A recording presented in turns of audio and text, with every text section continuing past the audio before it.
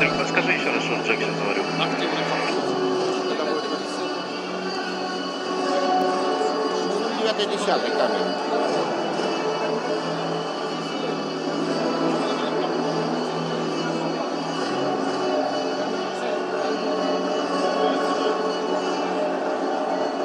From US1 control.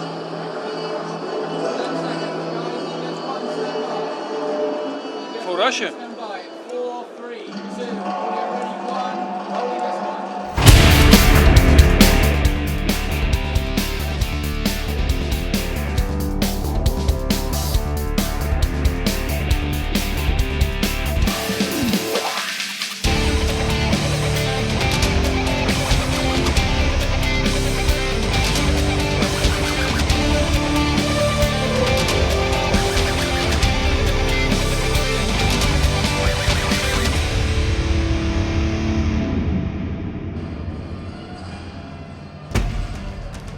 Welcome to the opening day of competition at this year's Tbilisi Grand-Prix. The city is a fascinating mix of modern European and historic Asian, both culturally and architecturally, being at the crossroads of the two continents. We're about to get underway with the final block and all the medal matches, the first of which is a bronze medal match in the under 48 kilo category, featuring Natalia Brigida of Brazil. She'll be up against Chernovitsky Eva of Hungary. It'll be Brigida in the white judogi, Chernovitsky in blue. The referee in the middle for this one is Raul Camacho of Spain. And with commentary on this and all this afternoon's medal matches, it's a very warm welcome to former Dutch and Georgian international Esther Stam. Good afternoon, Esther. Good afternoon, Sheldon. I'm really excited for this final block. And it's Eva Chernovitsky that gave Daria Bilodeet the scare of the day. So she really, for sure, she wants to finish off with a medal, having lost out in the semi-finals after a really good throw now. And then after, unfortunately, picking up the Shidos, I think that was a sad way to end a good contest like that. But now she's up against Natalia Brigida, and let's see what she can do. Yeah, very, very well put, because had it not been for those errors, she could possibly have pushed Bilodeet even harder and gone further, because she was pretty close to taking that contest. It was so close, and you can see it back on the social media. The throw was immense, and it could have been a nippon almost. So, yeah, but now she has to face Natalia Brigida, completely different style, and let's see how she does that. Brigida, for her part, found her way into the bronze medal contest. Yeah, she lost out to Munkbat earlier today. After losing out to the number one seed, yeah. Still a chance for her to salvage something from this, and even, at this stage of fifth place is not, okay, it's not what you've come here for, but it could be something that will help you later on down the line, when you're searching for every single point for qualification. I'm sure that Brigida is going to hope that it doesn't come down to that. Yeah, and it's so important to get those points in. But 48, you have some more Brazilians. Yeah, it's not done and dusted at all, is No. it, at that weight category? So it's Chernovitsky that's looking really strong in this contest, but now Brigida is starting to lose up that grip, that right arm of Chernovitsky. She was starting off really strong with that.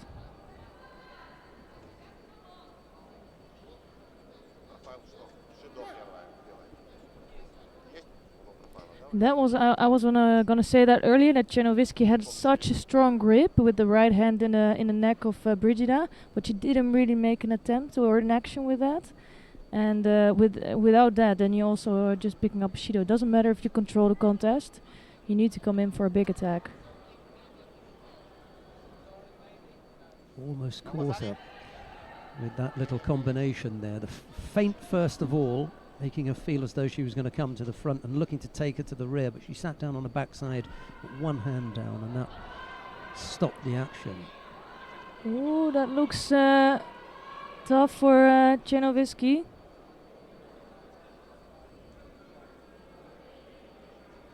Yeah, having to restart off the contest area Yeah, is Mate, but the first one round yeah, Czernowiecki was in big trouble there, and she knew that. almost got caught in the, I'll say, was the battle for who it is that will come out on top for the Brazilians is pretty tough, because there's no one in a qualification position at 48 kilos, so it's open. It's really open, but you have some. I'm pretty sure that they can qualify, and they're gonna qualify. Yeah, I'm a bit surprised to see them not so high up. someone will come in there. Yeah, and it's Chibana that's ranked the highest at the moment, at place 27. Couldn't control the right hand of Czernowiecki there. That was the one that got down and stopped her from going any further over.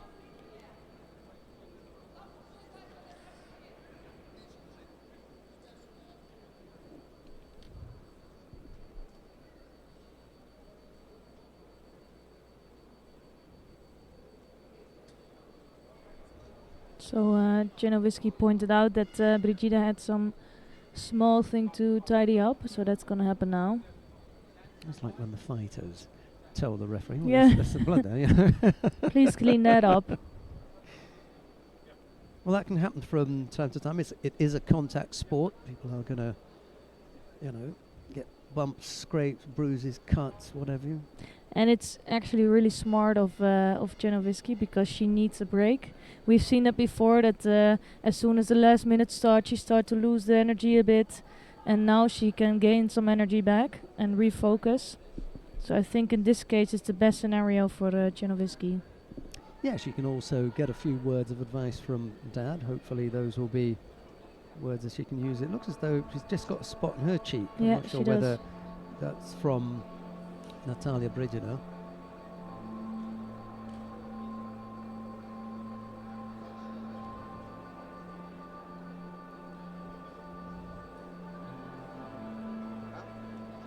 Yeah, and otherwise they might have to get her cleaned up as well.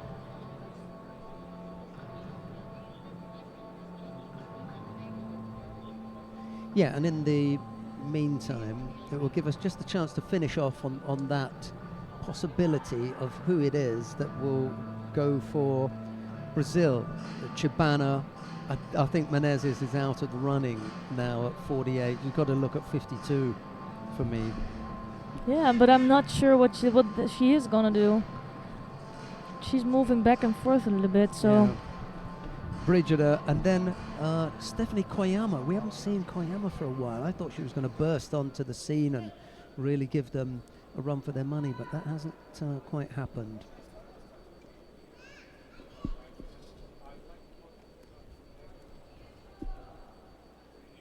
Yeah, completely off the scene. Maybe she's injured. She'll find out from the Brazilian team. Anyway, we're back underway. And now you can see when it's just starting, immediately Czernowiecki has a strong grip on again, and then she brings Brigida in danger.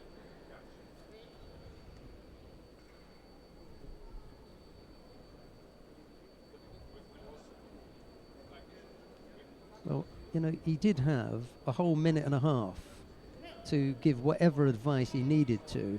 Why did he wait until they started the contest and now been told by the referee to keep quiet? Because the next time they'll ask the coach to go to the stands. You can coach once the referee calls mate, but once the contest is back underway, then you need to respect the fact that the fighters are involved and just let them get on with it. Right-sided effort from Czernowiecki, but puts herself in a bit of trouble Again. here. I feel this time she's in bigger danger than last time, because they're in the middle of the tatami. Yeah, there was a way out last time, a roll, but only the referee can save her here. Oh, she had to tap. Yeah. Good work from Brigida, and important points for her for the world ranking. Yeah, got herself into a bad position, was able to squeeze herself off the tatami the other time, the first time round, but this time in the middle of the tatami. There was no way to No to go. escaping. So real disappointment there for Chernovitskyeva, because having put so much pressure on the world champion in the semi-final, only to tumble at the last hurdle, that last hurdle being at least pick up a bronze medal, leave here with a bronze medal. It's Natalia Brigida of Brazil who comes away with the medal.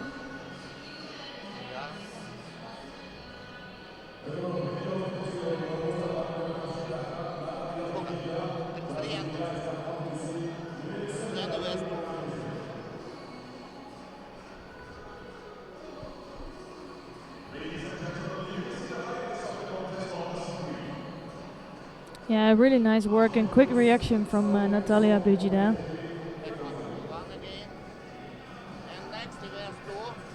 And I think we're gonna watch the number 1 seed soon now.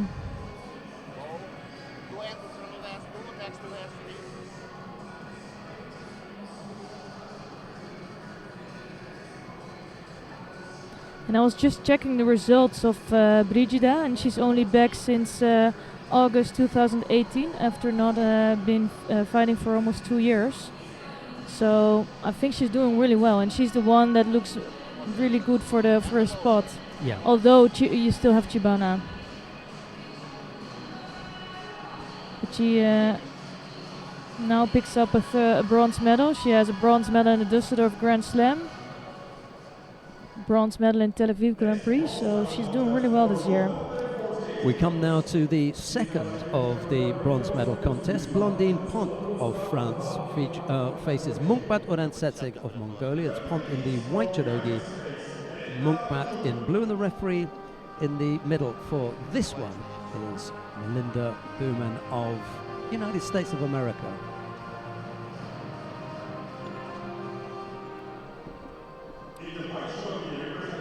Yeah, what happened in that semi-final with Munkbat?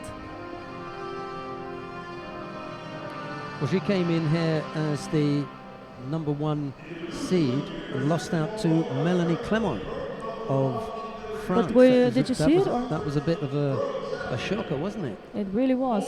And she'd been looking really strong early during the day, in particular on the ground, which is, her particular area of expertise. Anyway, we'll see how she gets on against another French fighter. This time Blondine Pont. I wonder if Melanie Clement has had a few words with her in the break to get her ready for this bronze medal contest. You never knew, do you?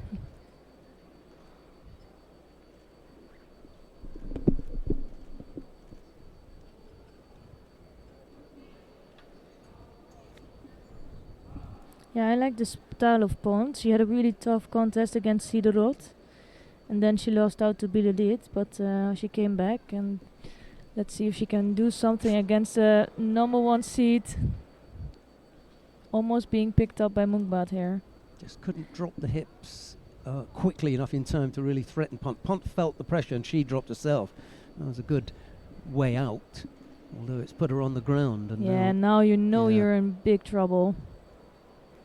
She's got that great roll, hasn't she? She's not out of it yet.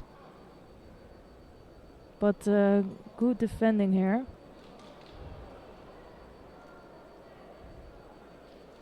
Yeah, that's going to go. Just got to get the right leg in the right place. It's trapped now. Oh. Incredible that she can defend on that. Yeah, and the crowd, who are normally, not that bothered about Newas, are really appreciating first of all, the expertise that was displayed by Munkbat in getting the turnover going, but for Pont to escape from that when it looked as though, to all intents and purposes, she was going to have to tap. Yeah. They were really appreciative of that. I'm sure my arm would be broken right now. Yeah, would have been over. Nice slow Seonage there. No score, but really close. Pont really coming under serious pressure here. Yeah. Which is normal against the number 1 seed, such an experienced judoka. Been around for a while now, Matt Orantsetseg.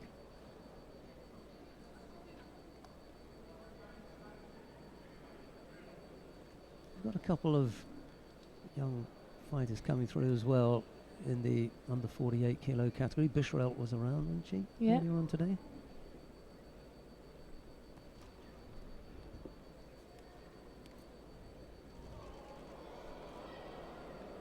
Another nice attempt from Munkbat. Yeah, I was just looking at that. It's at 52. That was my mistake. There was another Mongolian in the under 48, and I said it was Bishrelt, but she's actually at 52. And again, she's gonna go for the roll there. And this time it looks more secure. It's really clever what she did there. She grabbed the leg also of Pont, so she couldn't really She's escape. had to tap out as well. Yeah, but that arm was already the arm that was on before. Yeah. So I'm guessing she was already hurt a bit. And Munkbat could finish off. Again, another good round of applause from the crowd for that work by Munkbat. Her teammate, by the way, is Basan Suren, which I was thinking about, good youngster. Pont, a 5th place. That's not a bad effort from her. But it's Munkbat Orantsetseg, the former world champion, who takes the 2nd of the bronze medals.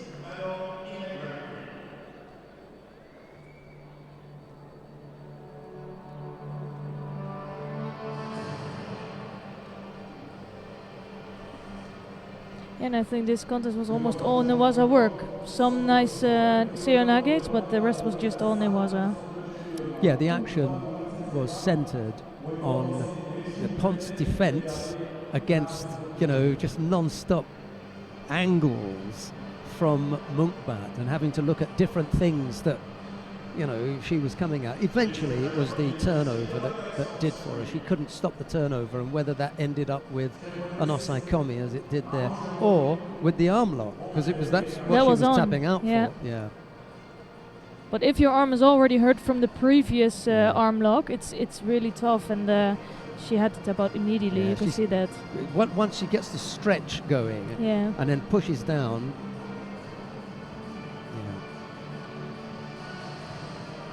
I mean, it looks from there like a basic kamishio gatami. However, because she's got the arm trapped and the way she's got it so trapped, strong. Here you can see the arm lock is she going just on. puts the squeeze on. Yeah. Great little turn though, isn't it? And there's the leg that you're talking about, making sure that gets done. I still really want to see Munkbat competing with Bilodit. I hope that's going to happen. Yeah, hope that's going to happen in the future. Not today. And the last time that Bilodit was really catched was on Newaza, right? I think.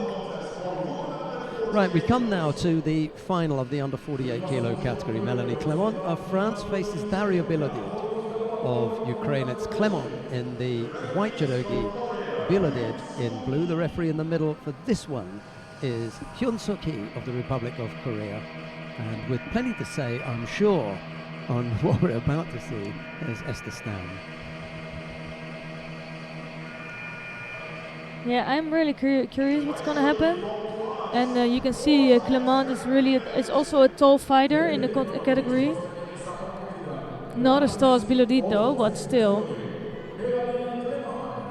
And I think this is all going to be about Kumikata.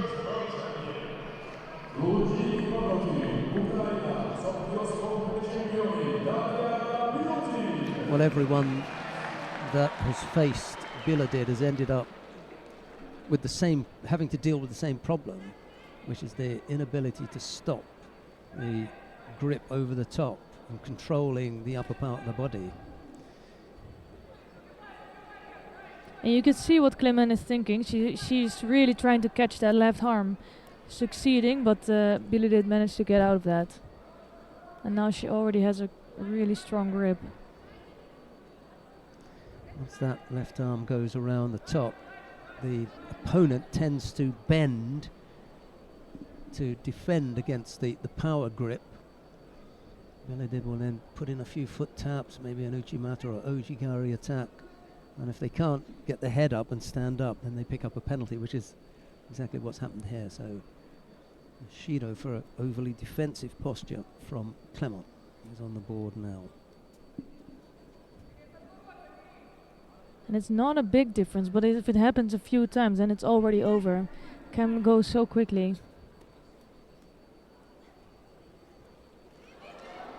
Second time that Biladid has gone over. She's put the arm down the back to avoid going over. And that's what she did earlier on, but it was going from left to right rather than straight back. And when that arm goes down to avoid going over, that's what they are giving the score for. Let's see. For me, I couldn't see it so well. Oh, yeah. Well, the arm that's closest to the referee can see. We can only see this one. So I'm assuming that the arm that was closest to the referee was the one that was clear. She saw that. That's the one that's hidden from us. And the one that was furthest away from her, the one that we could see, we saw clearly that went down. There's another look at it. Yeah, so both arms. That was a good shot. And that just goes to illustrate why that rule is there. And the rule really is there to avoid young fighters who are watching taking that kind of defense because of the... It's dangerous. It's dangerous, yeah. We've got highly trained athletes who are weight training and probably much stronger in their upper bodies. In particular, the young ones and young developing children watching. They see that happening, they want to do it as well. Don't.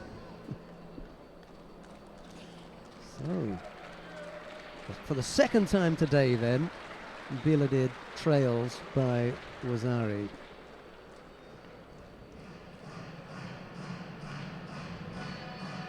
Managed to come back in the semi-final against Chernovitsky-Ava and win out there, albeit on the back of 3 penalties being picked up by Chernovitsky, but there's plenty of time. Yeah, that's it. No need to get panicked or anything. Yeah. Well over 2.5 minutes still to come.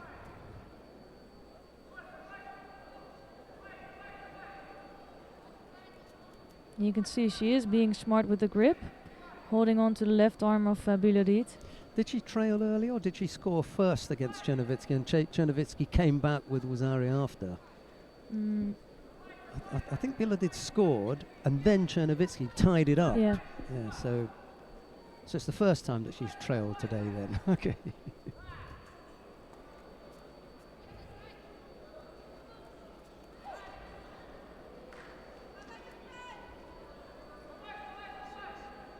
And it is interesting to see against Clement, she doesn't have so much height advantage, also with the arms, and you can see it's a different contest. So I think for Biladid, these are the most difficult competitors to fight against, and for her it's actually really good to meet her in a tournament like this one, before like a World Championships. You want to have fought these people before.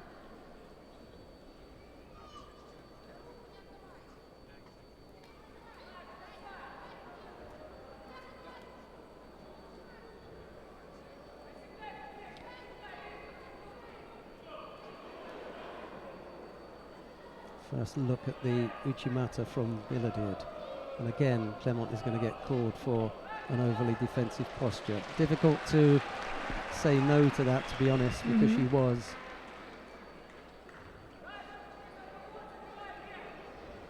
Mum has to take a seat in the stands. That's unusual. Yeah, that's true. And I would never like to see the contest ending up with Shidos, but if it's going on like this, it's a good possibility that it happens.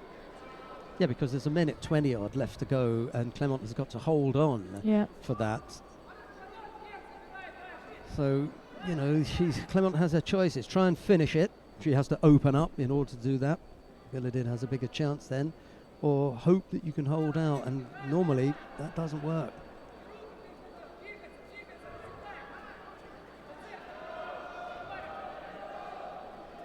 That was good to escape from that, but now she's stuck again. Yeah. Not looking good for Clement. She gets away with that one, but I don't think they're going to let it go again. Ooh, that was close. And I really hope that the third Judo is not going to come, because Yeah. I'm really enjoying to watch Yeah. this contest. It's a good contest, and there's a lot in there. Both athletes are able to score.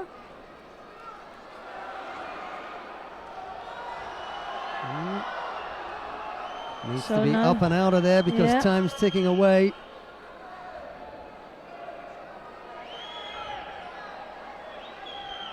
Good work from Clement here. Really smart work. Oh, this is it then. 18 seconds. Yeah, that's a good contest.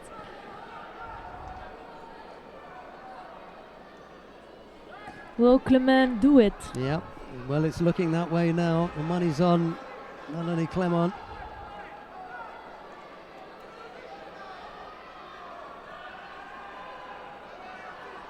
This one's gone. Ooh, that's another nice end attempt, but not No, gonna happen. That's it.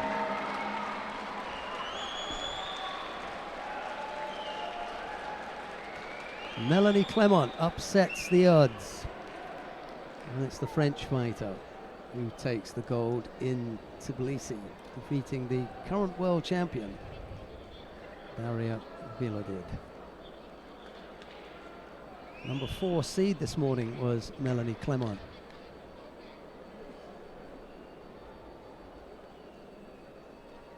And I don't think this is bad for Bielodid.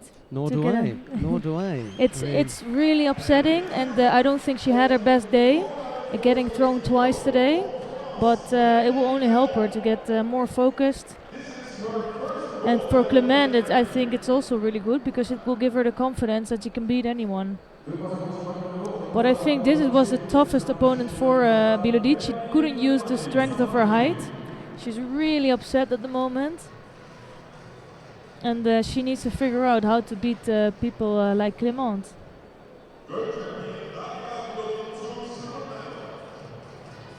And it was just a small slip, yeah. really small. Well, for those people who have tasted defeat, not once or twice, and who can, through their experience, manage it, it's a completely different situation for someone like Bielodid, who has defeat visited on her so rarely that she can't manage it. It's the second Look what time, happens yeah. here. She actually gets taken over. I'm not sure if her hands were on the mat, but it could even have been a second Vasari. Second, yeah. Look at what happens. She just missed. Again, the hands, that's the third time that she's come under attack where she's putting her hands behind her. Maybe it's just the way that it's happened today, it's just unlucky, Yeah. you know. Anyway, Melanie Clement, gold medal winner in the under 48 kilo category.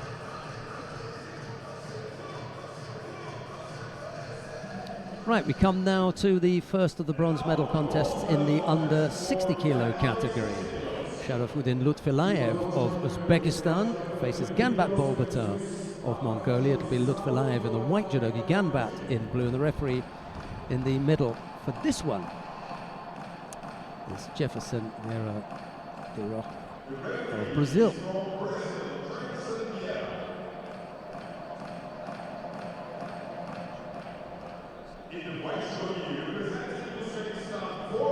Lutfilayev was the number 1 seed this morning. Didn't quite work out for him, but again, here's an opportunity for a fighter to salvage something from their visit here. The difficulty for Lutfilayev is that, having been number 1 seed, you think, well, I've got rid of most of the difficult people. Well, not really, because he's facing the former world champion, Ganbat Bolbatar of Mongolia.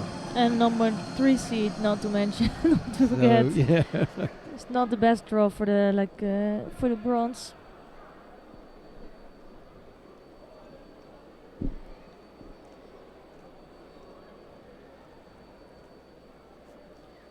And the other thing is that they're not dissimilar in styles. Okay, body shape, one thing, you know, they could be twins as far as body shape is concerned, but That's true. it's their styles. They're both quite attacking, you know, always positive. In particular, Lutfilayev, he just loves to throw. he always puts himself at risk. But those make the best contest to Yeah. watch. So I'm quite happy with it.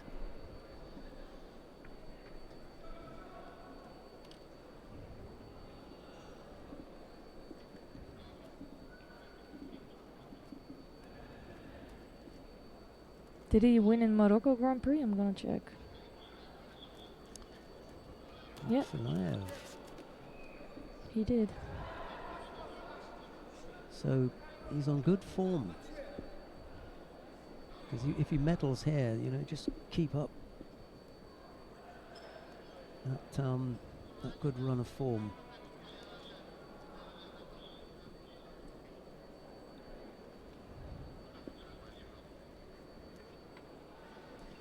Left-sided effort from Lutfilayev wasn't the strongest, and that's not his strong side. Certainly didn't get the kind of rotation that he would have liked. And he's shaping to go left. Nice reaction there from Lutfilayev.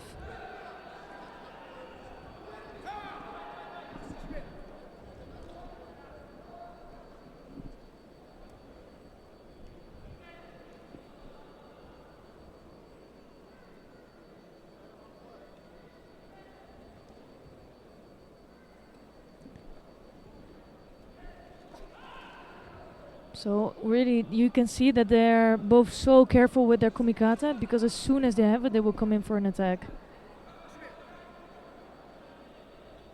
They don't need so much they just need to hold on a little bit, and then they already are dangerous with their attacks.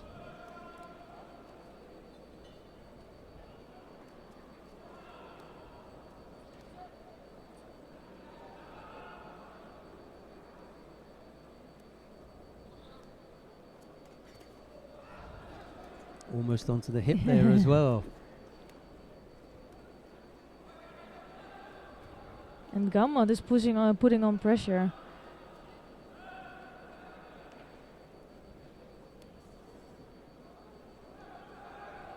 And what you say is absolutely right, that Lutfilayev is always searching for an attack, but he's so open in doing that, coming right over the top. He's quite vulnerable for an attack from Gambat, or a takeover or a pickup. Gambat having to deal with the oncoming Lutfilayev. Yeah. He just stepped off the attacking pace at the moment and picked up a penalty for passivity. Just lost sight of where he was on the attack radar, if you like. Second penalty now. Yeah, and he was putting on a bit more pressure, but not really coming in for the attacks. Now he did.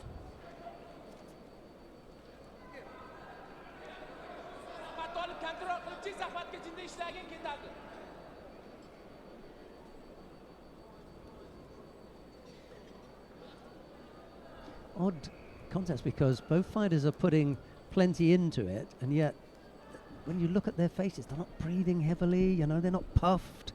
There's 20 odd seconds left to go, and these guys look as though they've just been wound up and started, you know, at the beginning. The tempo is really, really high powered here. Yeah, it's incredible if you see that, but it's also just the face of some people. With some people, you can't see that they're tired, but I'm sure they feel something after 4 minutes.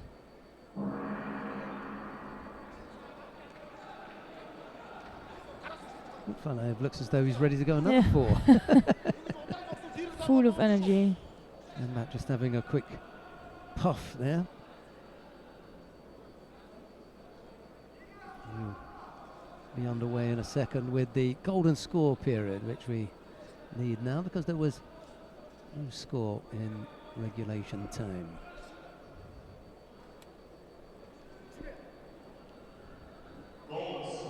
Yeah, for me it's Lutfilayev that's really been going at it.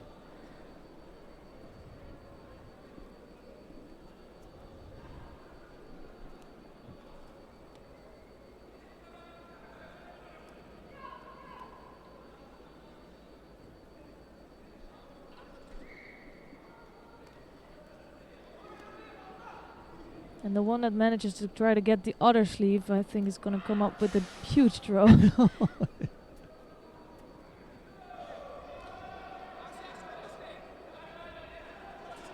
think they're exactly the same height, aren't they? Yeah, or Lutfilaev maybe a bit bigger, but they have the same posture. And it's difficult to say that it hasn't been attacking, because they're both probing, they're both looking for areas where they can get past the defence of the other. Ooh, That that was was really close. Gambit almost smiled there, look.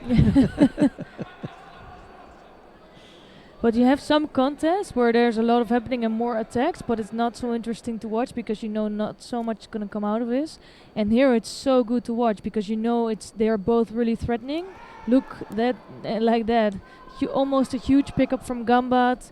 And then almost turned at the end from Lutfilaev Yeah. as he fell away. As Gambat realised, I'm not going to get this, he almost got turned himself.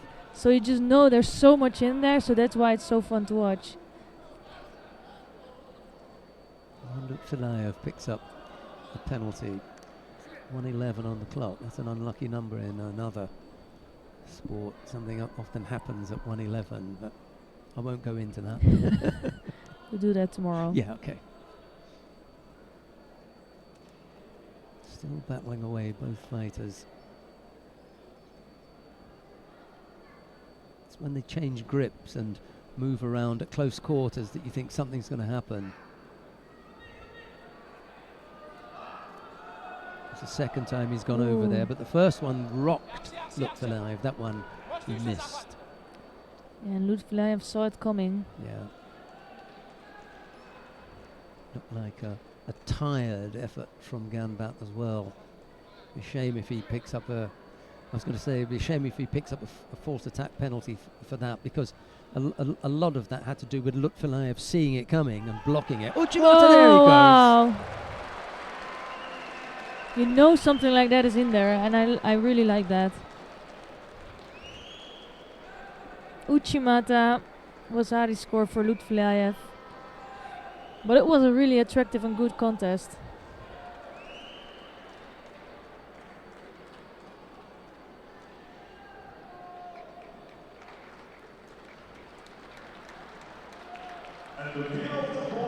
Yeah, that was a terrific effort from both fighters there. There was a little bit of the need to be a bit of a purist to enjoy that one. Yeah. Because it was just how difficult they made it for each other without being overly defensive. Neither fighter was overly defensive, but they were just very clever at reacting to the things that the other fighter was doing. So that made it difficult. One or two openings that were fairly close, a couple for Gambat, one or two for Lutfilaev, but in the end... Look at that. That was really beautiful. Just leans on him at the end, doesn't he, in the Kezagatami? Yeah. But just perfect timing as well. Just coming over the top and immediately stepping in for that Uchimata. Yeah, as the arm was going round, Yeah. he was also shaping for the Uchimata. Go ahead, Esther. And it was just really beautiful. And I really liked this contest because there was so much in it. And you could see that they were thinking about their attacks, thinking about where to go, come in, what way. Really good one. And while others that maybe don't know judo so well, they think, hey, nothing's happening. But there was a lot happening in this contest. Yeah, and it was hardly noticeable that we were into the golden score period, because there was just so much happening with the gripping and the movement and the posturing of both the fighters. Anyway, we come now to the second of the bronze medal contests in the under 60 kilo category. Jaba Papinashvili of Georgia faces Artem Lesiuk of Ukraine. It's Papinashvili in the white judogi, Lesiuk in blue, and the referee in the middle for this one is Frank Hirsch of Germany. Not the usual Papinashvili then. No. Amiram. This time it's Jaba. Yeah, Papinashvili, Jaba Papinashvili has been around also to some tournaments. So not completely new to the circuit, but... In the bottom left of your screen there, sorry, that was Shangeli Pitskolauri, the silver medalist at European Championships in 1976. I was there. That was a while ago. Yep.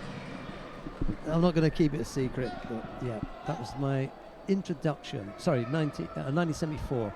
There you go, 1974. That was my introduction to judo. First really big competition that I saw was the European Championships in 1974. And for my sins, I've stuck with it.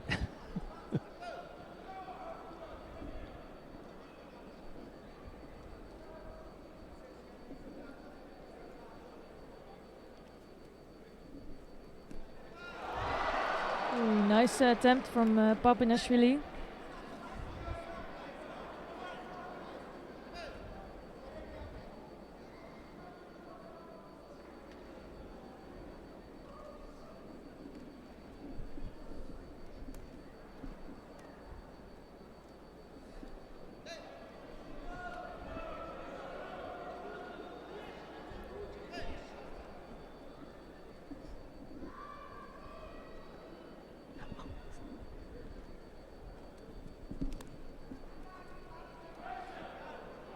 First minute out of the way. Ooh. Almost. Yeah. He won't get it now that he's stopped that. Oh, Nice the way to arm come out of there, possibly. but Ooh. that's so quick in the transitioning. Papinashvili was lucky there.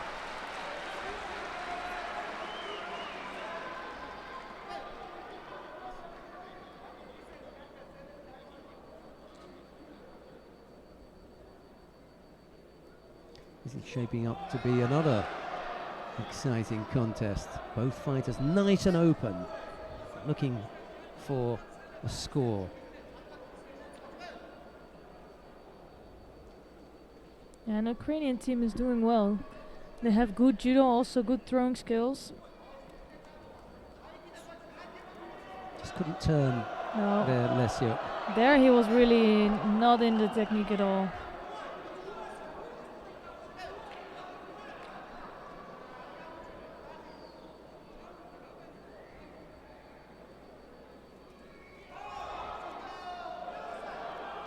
Papinashvili is going for it, that's for sure. And he catches That was him now. beautiful. Yeah.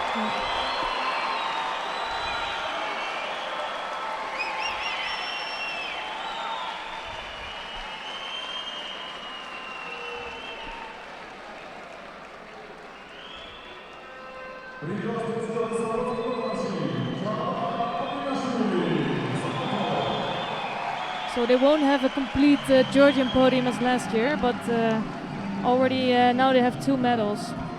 So good score for them. Yeah, Esther Stam just reminding me that last year the Georgian team took all 4 medals in the under 60 kilo category. Well, they'll get a couple this time round. Papinashvili here with the Ochigari to bring Lesiuk down. Just hooks in here. Not sure what Lesiuk was thinking or doing there.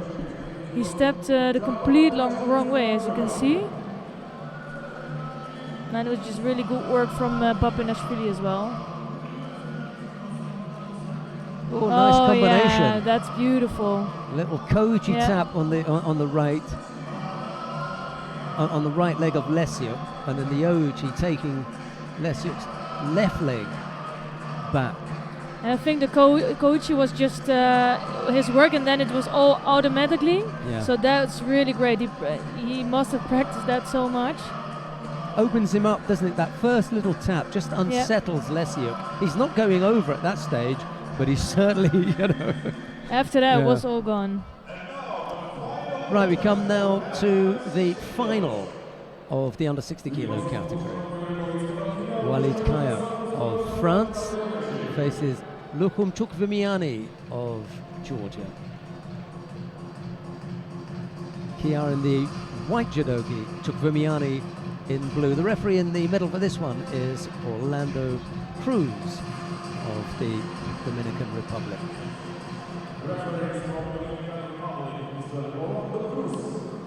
So Chukvimiani is 10th of the world ranking, of the current world ranking. And he will get some good points here. Only Amir and Papinashvili is in front of him. third place in the world ranking. Well, another country with a headache to deal with when it comes to selection. Well, it comes to World Championships, they shouldn't have a problem because they'll be able to choose 2 in 2 of the 7 weights. So they may want to send 2 at 60, or they may want to send 2 at 90, or whatever the case is, 2 at plus 100. You know, if you think about the strength that they've got at plus 100, they may want to send a couple there. But it's not an easy decision. They have some more strong. 73, yeah. you know. 81, 90, yeah. 66. What else? Yeah. They have in every weight category. Every weight category, there's going to be a difficulty. Just have to decide where their best medal chances are.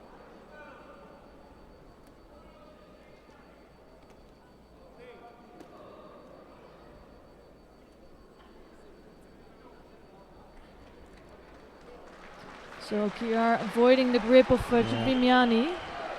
That happened also between Chukwuemeka and one of his opponents before. Maybe Jenny's back. So he is also quite smart with that. Threatening with that left arm around the waist of Kiar, and then searching for the other hand.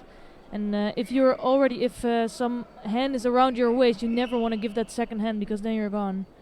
So it's smart work from Chukwuemeka.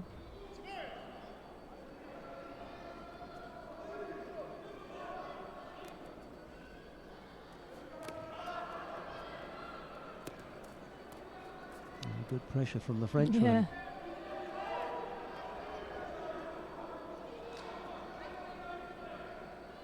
Pressure and good Ashiwaza.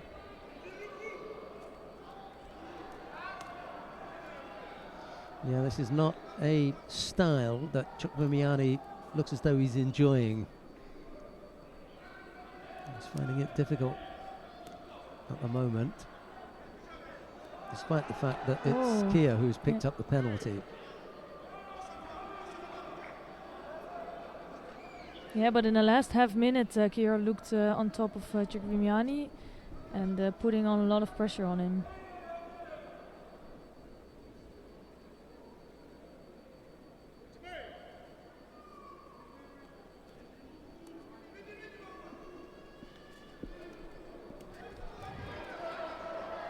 Little coaching from Walid Kaya, but it's Chukwuemeka who goes round the back and catches him.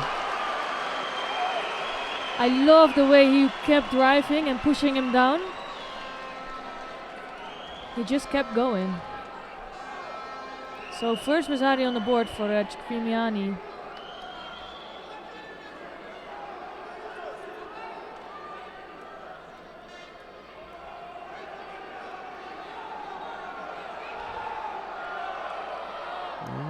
Just going to get caught for holding on to the belt for too long. Who was it that we were telling that earlier on? Yeah. You know, he's gone back to it as well. You know, there's the jacket right there. It doesn't have as much purchase, but it's good enough, and you can threaten from that position. To hang on to the belt for too long, well, that's just asking for trouble. But it's funny because if you look at the scoreboard, you would say, okay, Chukwuemeka is in the lead, no problem for him, 2 Shidos for Kiar, but it's not what it is about. No, like, it was a really tight contest. It's a real threat from Walid Kiar. Anything can happen with the Frenchman. Oh, there. I think he can escape a Shido by just that last Ashiwaza.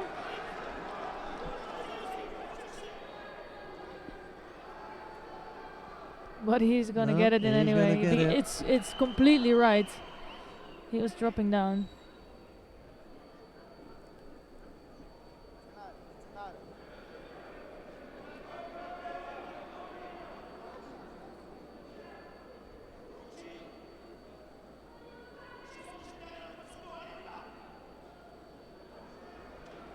Walid Kiar can't wait to get at him. Chukwuemeka just tidying himself up now. He's ready to go.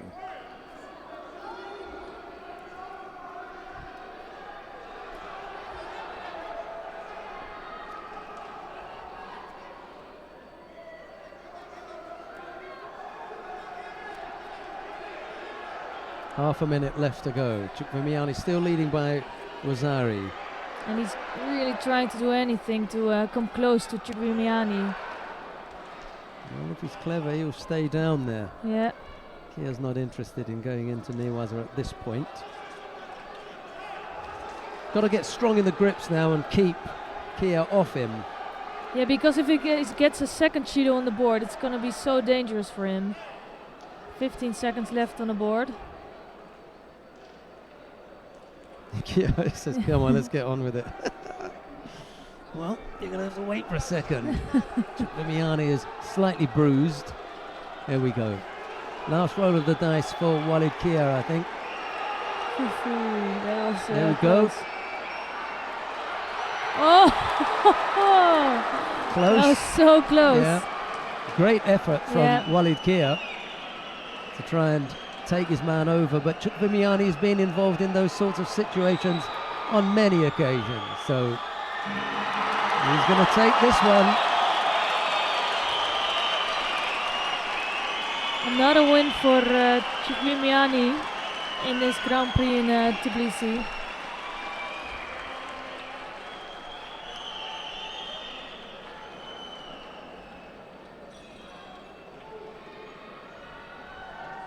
And Kiar has a lot more energy left in the tank, so he's frustrated.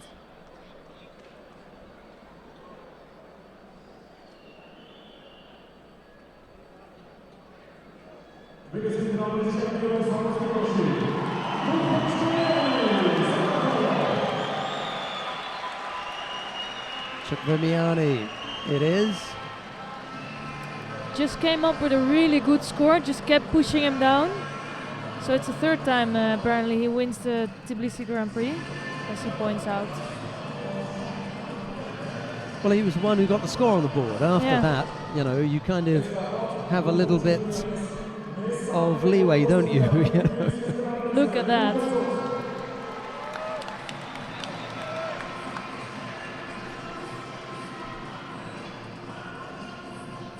First time it looks like he missed completely and it just kept driving down. Yeah. Nice work.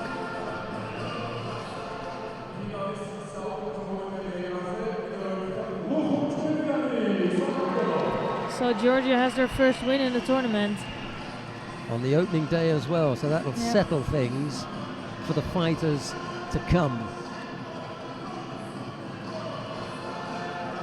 There's the little tip that brought up the single score. After that, I mean, Kia was, you know, all attack, but he couldn't come up with a score.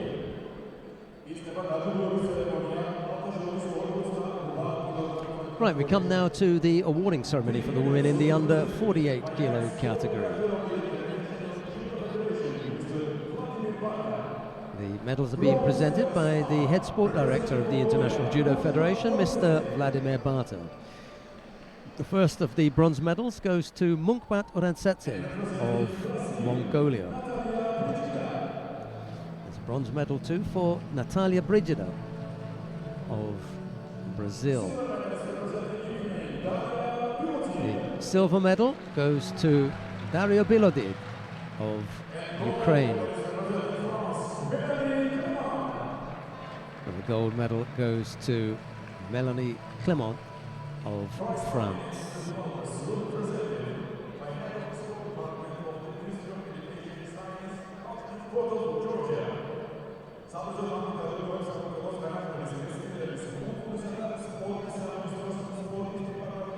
Yeah, it's really important points for Melanie Clement to pick up here. Yeah, first ever Grand Prix gold medal for Melanie Clement. She's been in a silver medal position before and she's picked up 3 bronze medals, but this was her first gold medal win, so good win for her, and what a way to do it. Down in the world champion in the final. Wow. Party tonight wherever she's going to be. Now the national anthem of France.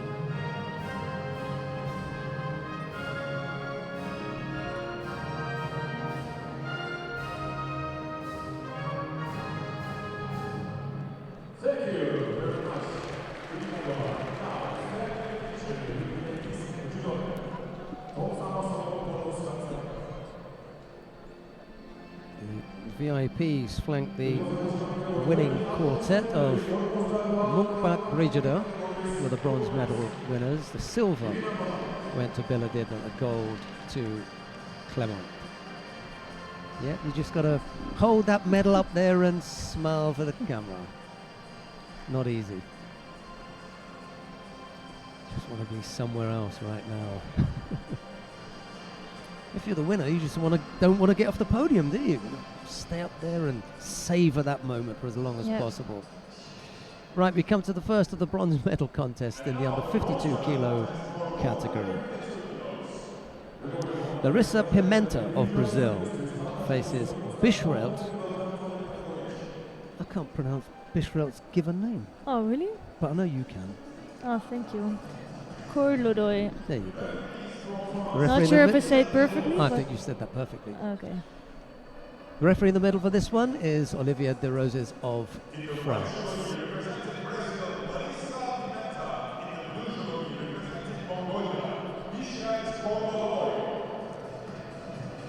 Yeah, not sure where this one is going to go. I think Bishrelt was doing a great job against Jufrida in the semi-finals.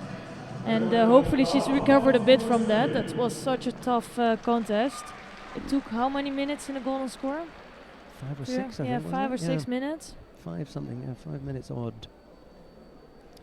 Don't know, I've just got a feeling that Bishrelt has still got something left in there, because she wasn't, you know, I mean, she was just shaded out in that semi-final, wasn't she? I think it was Jufrida who looked more tired in the end.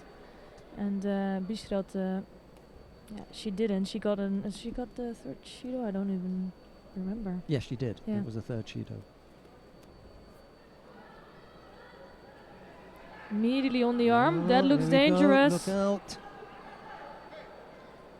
She just hung on, didn't she? Yeah. Bishrelt Korlodoi may look a little bit tiny and doll-like, but never on the end of your arm, you know.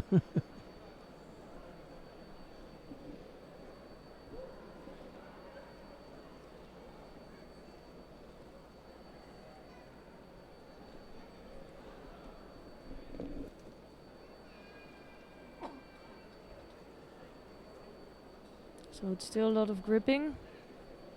And Pimenta doing a smart job with catching that right arm of Bishrelt.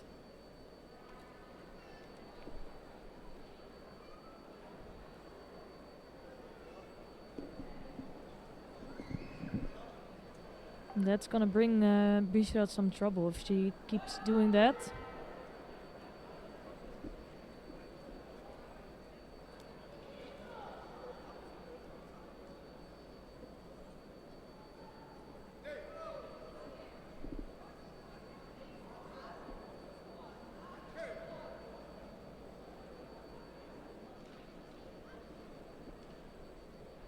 So 2 minutes and 30 seconds left on the clock and no scores on the board.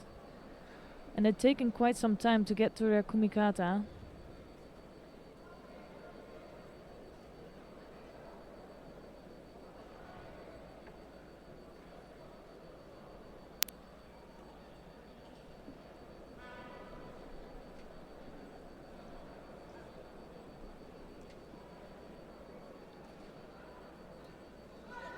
Oh, wow. Just didn't get her enough on her hip. That was so close for a beautiful throw, but couldn't get her on the right side of her body. Perfect movement, really. She was airborne for a while there, wasn't she? And she didn't have enough control of the arm. Yeah, If the arm yeah. was better locked in, she would have catched her, for sure.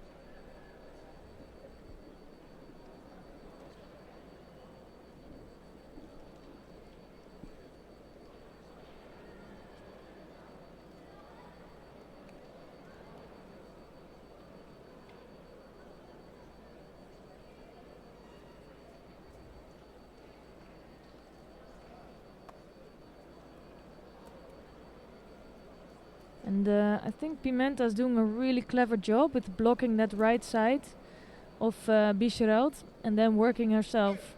This time it was Bishrelt who managed to get the left hand down just to make sure she didn't roll once she'd gone over there. reasonable effort from Pimenta. She looks, she looks okay, Pimenta. She's Nothing doing really well. Yeah. Israel threatening here on Oh, the belt. that's dangerous. Arm around the waist. Getting close. And it didn't look as though Pimenta, well, until the move broke down from Bishreld, didn't look as though Pimenta was that happy with having the arm around the waist. Not at all. Little Simigeji effort from Bishreld. Never really threatened Pimenta, who kind of No. half cartwheeled out of it, didn't she? Just moved round to the left and wasn't really any threat after that.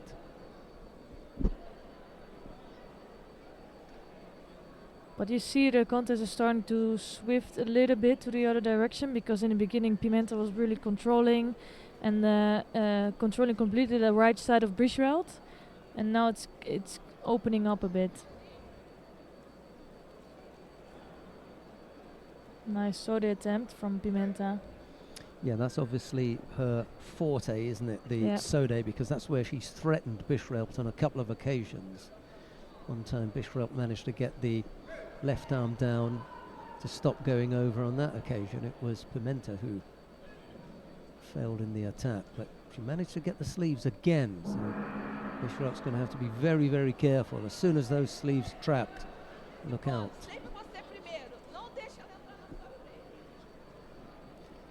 So, no score during normal time. Bishrelt picked up a single penalty. We're going to have a period of golden score to sort this one out.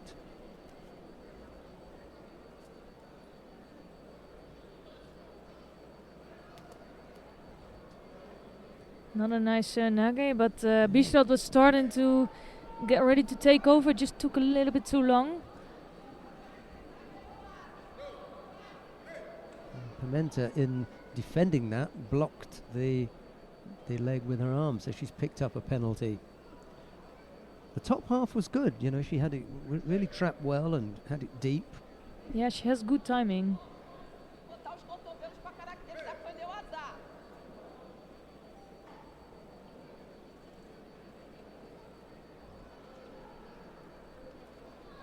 And another good movement from Pimenta. Just didn't control the right arm, so no score for her. But for me, Pimenta was by far the most dangerous, except for the first action from Bishreld, almost getting the arm lock on. Oh, again, arm around the waist, Yeah. not quite where she'd like it. Over the top this time. Ooh, that's dangerous. And again on the Yeah. arm. Not where it wants to be. It's a pity that they went to ground there, because that was two good attacks in a row from Bishreld. And if she'd been able to follow that up with a third, then I think that Pimenta would have been off the pace. Got to get back on here now, Bishreld, if she wants to keep the pressure on.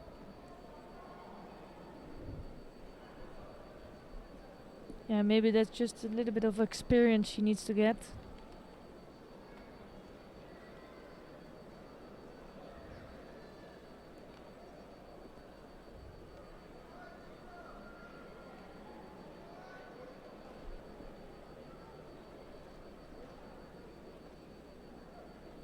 Well, she's threatened on the arm a couple of times, and she rather fancied trying the Sotemi waza and then going straight on the arm, but it didn't work out. It actually looked a little bit amateurish, to be honest. Well, there was no threat from the throw, and because the throw was so far away, there was no threat on the arm, so No, so basically nothing happened. nothing happened there. Another nice attempt from Pimenta. Just can't lift Bishreld. Again, the left arm isn't under control, so there's No. always a chance for Bishreld to be using that as defense. She needs to have both sleeves trapped, and then she can really threaten the Mongolian.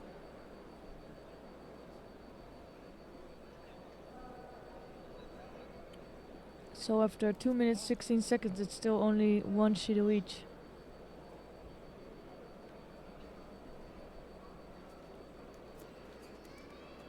And again, but you can see, as you say, she doesn't have the right arm. Or in this case, the left arm of Bishrelt. Well, I mean, I know what you mean. She loses the left arm of her opponent, and she is unable to use her right arm for the control. That was a bit closer. Bishrelt can't afford to take her foot off the gas here. She's got to keep up. She's on 2 penalties.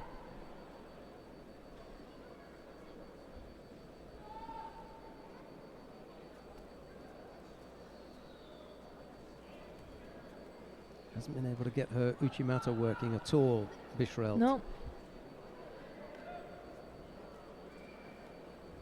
Threatening But on that's the right also, side. yeah, and that's because if you can see Pimenta, with her left arm, she's really controlling that arm of Bishrelt.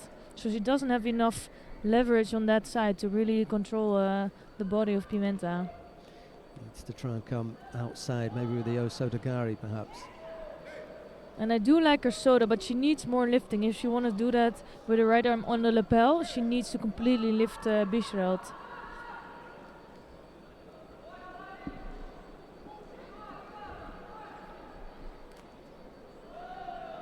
Oy, that was unnecessary.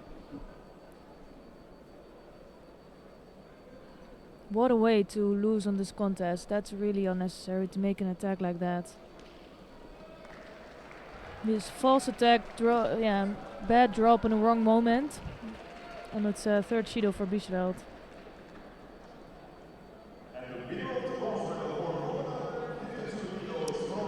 Yeah, complete disappointment, I'm afraid. After 2 long golden scores, losing out on the bronze medal, that's frustrating. But it's Larissa Pimenta that goes home with the bronze.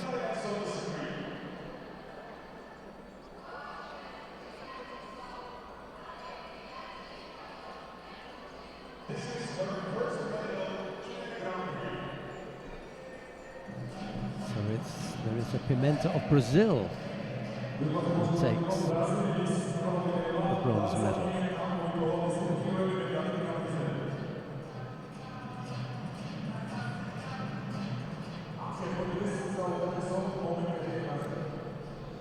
Right, we've got a second bronze medal contest coming up now. Faiza Mokhtar of France faces her teammate Astrid Netto. It'll be Mokhtar in the white judogi, Netto in blue, the referee in the middle. But this one is Veli-Matti Karinkanta of Finland.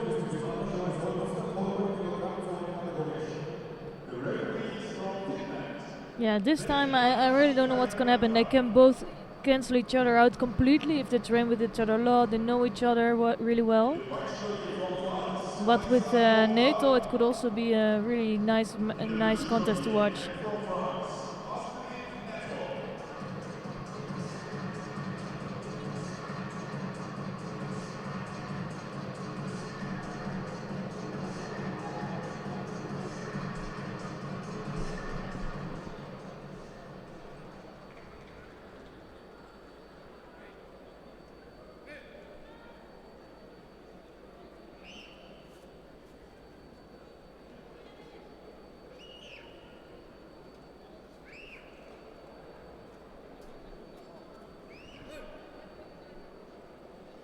The French brought a young team here, but they're showing to be a good team. Doesn't matter if it's a young team, they're fighting for medals here.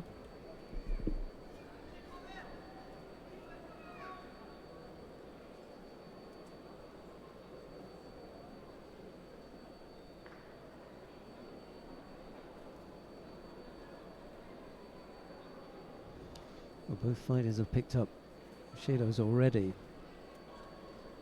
That can happen sometimes when you've got fighters from the same team who know each other really well.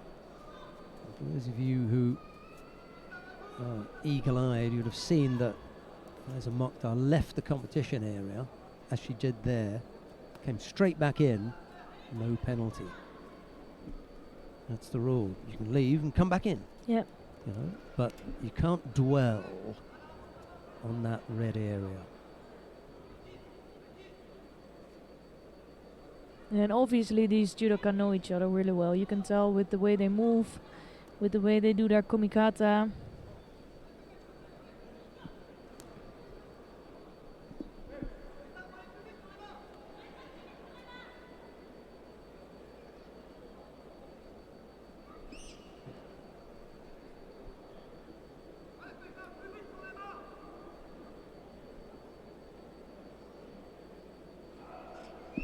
So Nato came in as the number 4 seed, so obviously she wants to go home with the medal.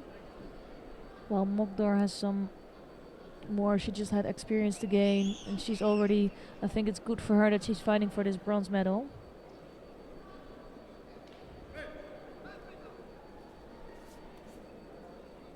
Second Shido on the board for Mokdar.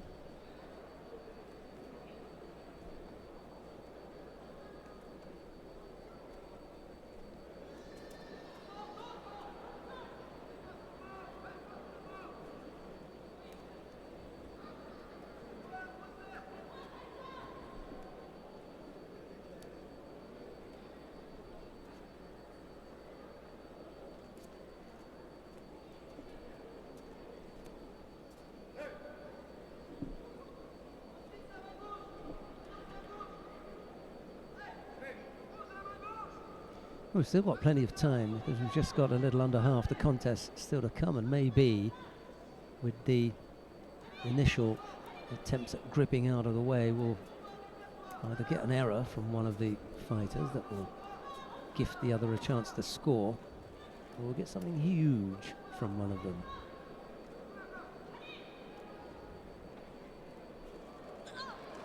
Well, there it is. Yeah, she got herself in that position because she couldn't use the hand. There was only one other place to block, and that was below the waist. And maybe if she had, they would have stopped that and given her a Shido. This is a quite technical or tactical ploy. You don't think you're going to go over, so you're not going to grab the leg.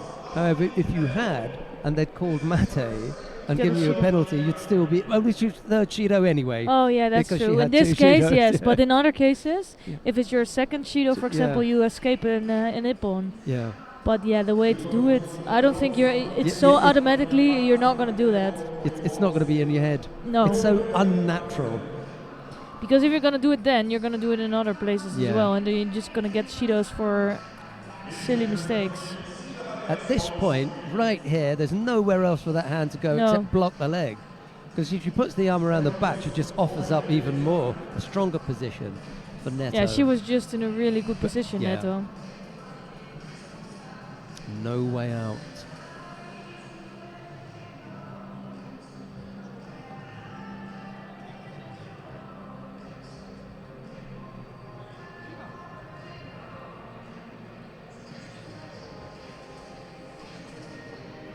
So we're left with the final.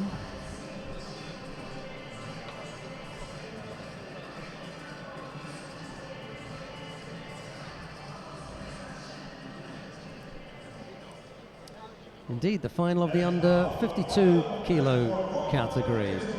Coming up now, Gilly Cohen of Israel faces Odette Giuffrida of Italy. It'll be Cohen in the white judogi, Giuffrida in blue. The referee in the middle for this one is Jean-Claude Jimby of Gabon.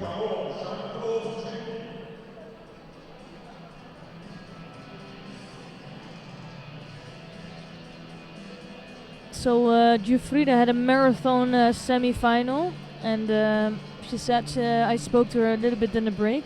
She said that was pretty tiring, so it's good for her that she had some break to get some of her energy back for this contest against Cohen.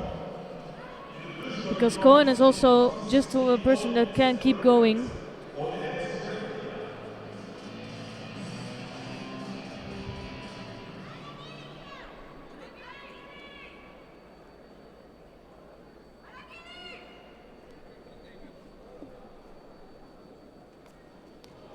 Oh, nice. That's her strength.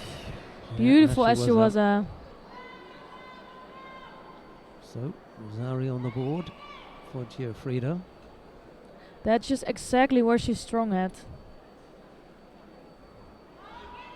But I wouldn't have thought that Cohen would fall for that. She knows what Jufrida is doing. And you know not to go in that direction.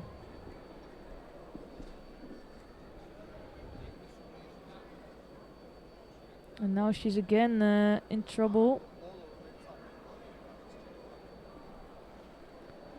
Looking really in trouble there.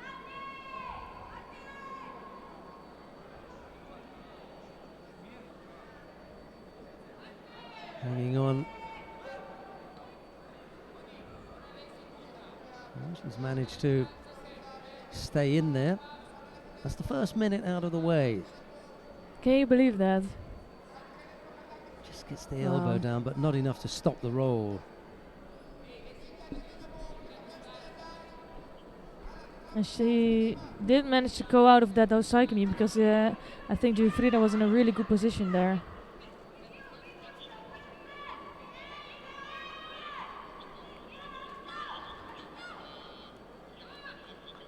Now let's see if Jufrida can hold on to that for the next 3 minutes.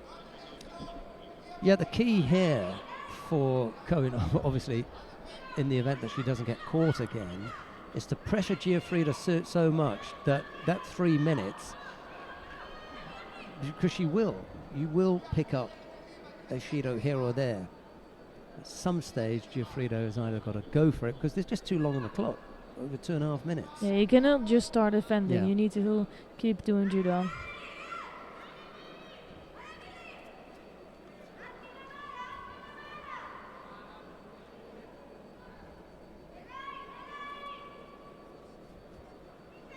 And I think Jufrida already has a good tactic. She's always hard to throw, so she doesn't need to be super defensive. Yeah. And she's completely controlling that arm of Cohen, as you can see, so no threat for her.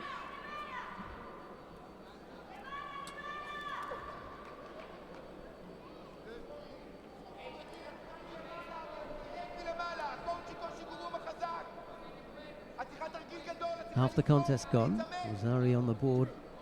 Scored early by Jufrida. And having to chase the contest now. That looks dangerous. Here you can see how strong Jufrida is, basically. Because Cohen completely had the arm of Jufrida.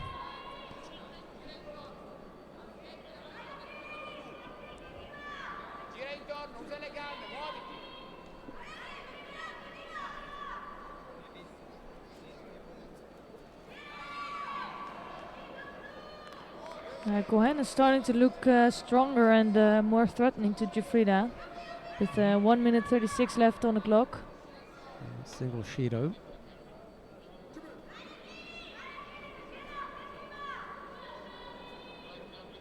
Still plenty of time. Yeah, and I wouldn't be surprised if the second Shido would come on the board somewhere in the next minute and a half. Cohen's just got to be careful to make sure that the attacks are strong enough to force Jufrida to defend first, rather than that one which was weak and she was immediately on the attack, because she's just going to burn up another 15-20 seconds every time. Yeah, that's only a few times more and then it's over. And then it's done. Yeah.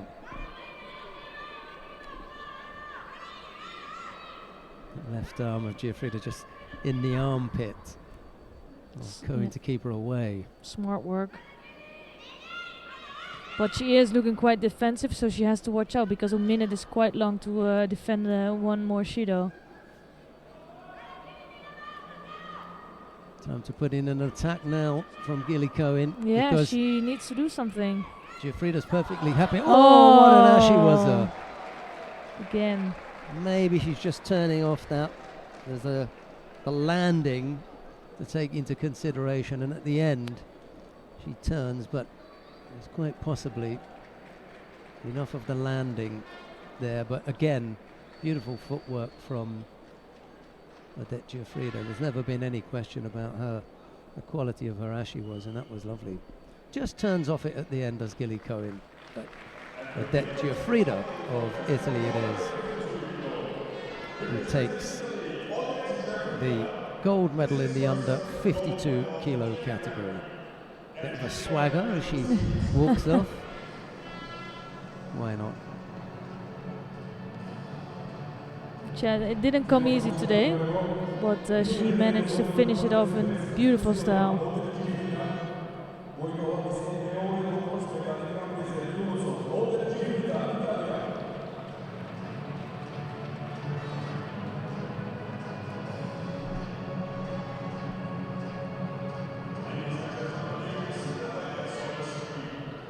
Just catches the one foot there. I'm sure that in the past I've seen her when she's done, you know, taking both feet, the Kuriashi Barai, or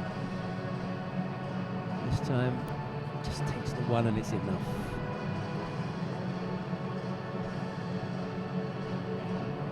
What a nice look. See, there you get a much better view of how much of the body landed, and there was plenty of it. And for me, that's one of the greatest techniques, because you're out all at once, you know, it doesn't take any time, it's a split second. It doesn't cost so much effort as well from Jufrida. The pushing costs effort, but the Ashiwaza itself, it's the perfect timing. Right, we come now to the awarding ceremony for men in the under 60 kilo category.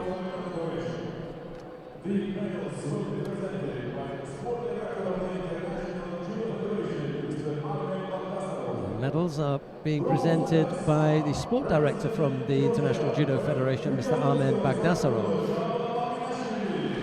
And the first of the bronze medals goes to Jaba Papinashvili of Georgia. There's a bronze medal also for Sharafuddin Lutfilayev of Uzbekistan. Silver medal goes to Walid Kia of France. And the gold medal goes to Luku Mchukvumiani of Georgia.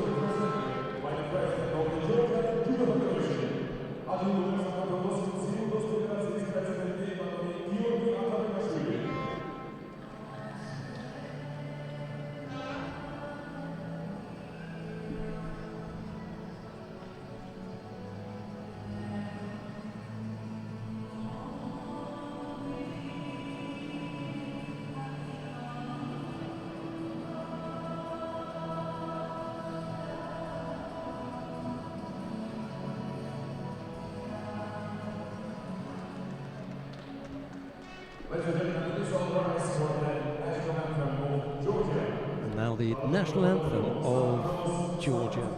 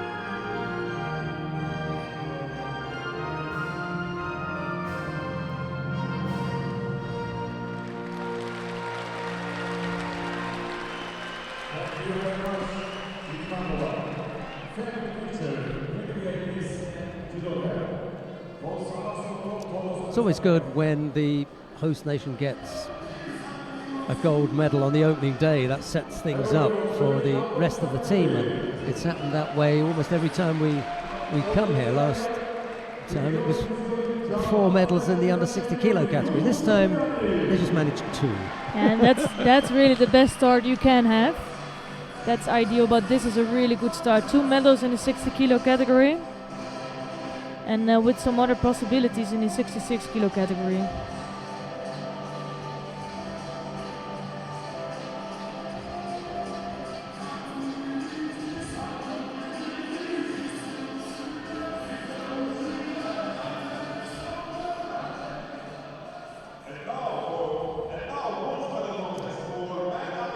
We come now to the first of the bronze medal contests in the under 66 kilo category. Daniel Perez Roman of Spain faces Jasleen Singh Saini of India. It'll be Perez Roman in the white judogi, Saini in blue. The referee in the middle for this one is Vladimir Nutsubidze of Georgia. And what a revelation Saini was earlier on.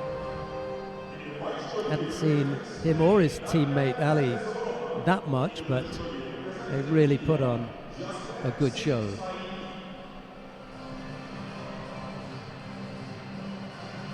Look forward to seeing how he gets on here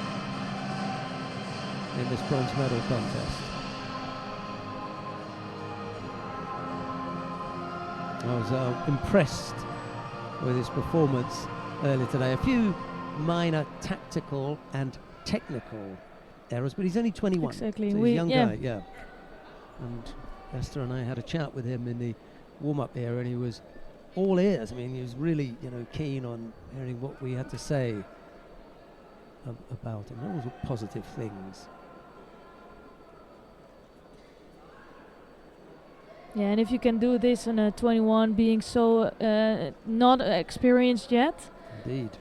So it's really an opportunity here. And also it's a surprise to see Perez Roman here. He beat Lombardo in the previous rounds. So he did really well today.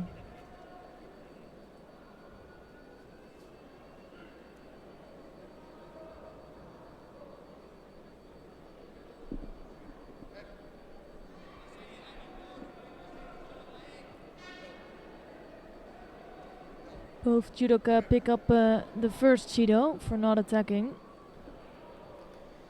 He's just looking a little bit tentative, he's Mhm. not as threatening this time round.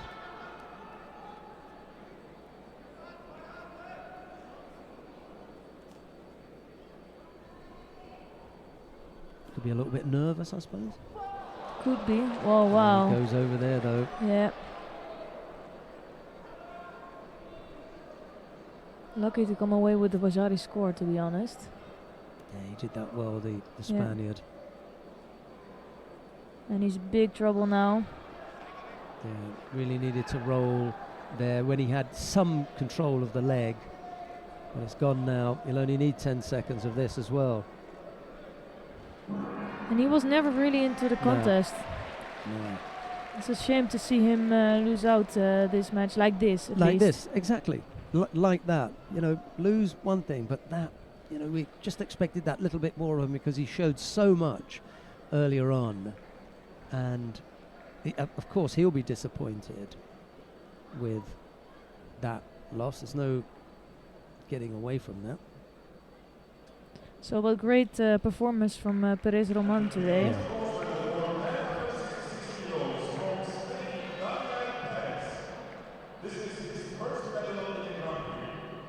First Grand Prix medal, so that's really good.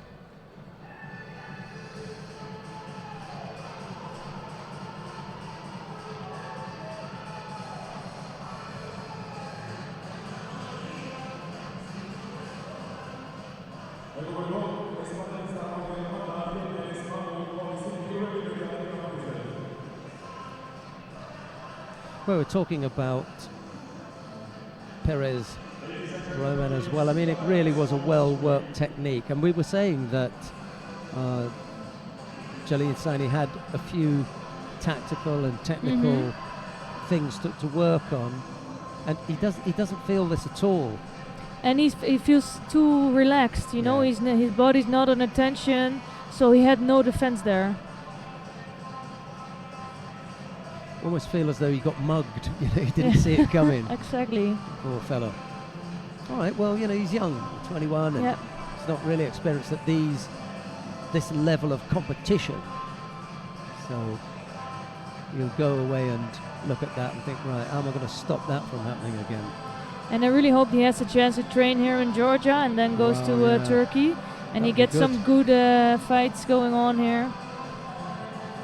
Yeah, good randori, and I think that's the main thing he needs. Randori with good quality competitors. Coming up next, the second of the bronze medal contests in the under 66 kilo category. Bagrat Niniashvili of Georgia faces Ismail Ibrahimov of Azerbaijan. It will be Niniashvili in the white judogi, Ibrahimov in blue, and the referee in the middle for this one is Turbat Ensetseg of Mongolia. So both really quite young fighters. And Niniashvili just has a bit more experience in the World Tour.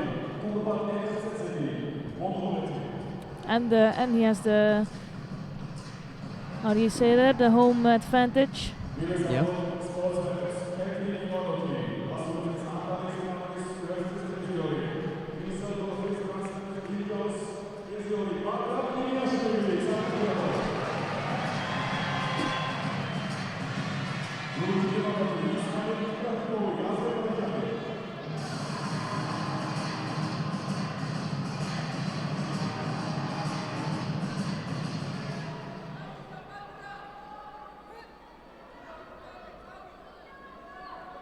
So I'm expecting some action in this contest. What about you? Ibrahimov may upset the home crowd, you know. He's a dangerous fighter. Yes.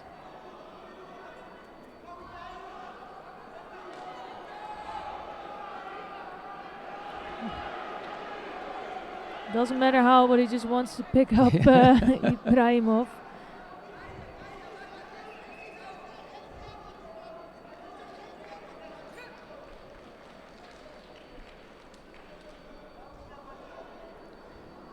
You know, if you are good at this range of techniques or a particular style, this is the time, right at the beginning of the contest, to test your opponent, see how uncomfortable they are with it. Just, you know, unsettle them like this. You know, just, you always feel under threat.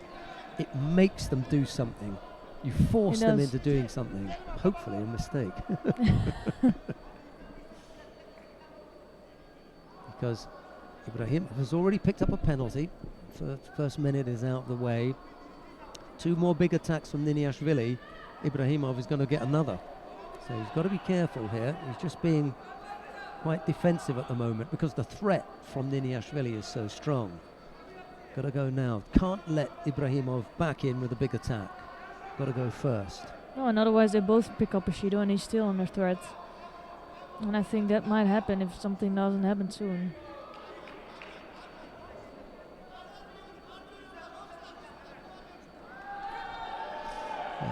He tried to make something happen. I felt as though it was more of a block from Ibrahimov blocking the effort. But he looked a bit desperate, to be honest. So he picks up the penalty. But that was a really close call between just Failed putting in and effort. false. Yes. Yeah. Your teammate or former teammate of yours, Dennis Van der Geest, was saying that last week. The difference between a false attack and a failed attack. Thin line. It is.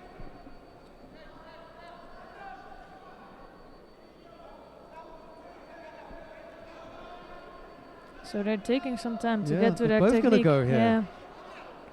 And it's such a small difference because if Niniashvili just would have stay standing, there would have been 1-2. And now both judoka pick up a penalty, and it's both having 2 Shidos.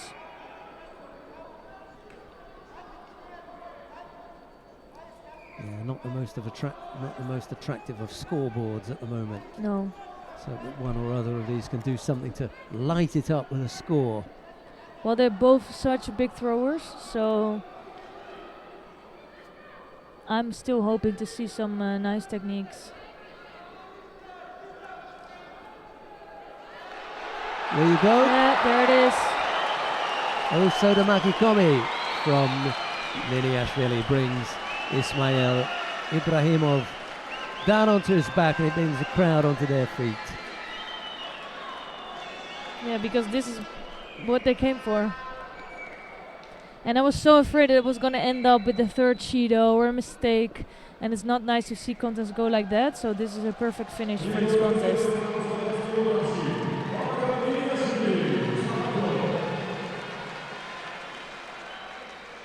And he's doing good work for the world ranking in the 66 kilo category.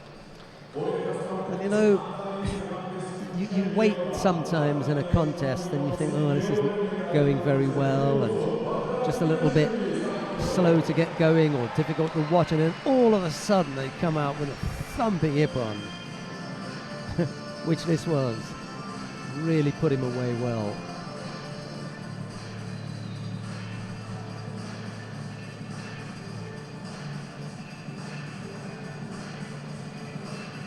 Yeah, flat on his back. Even his head went to the mat, I think.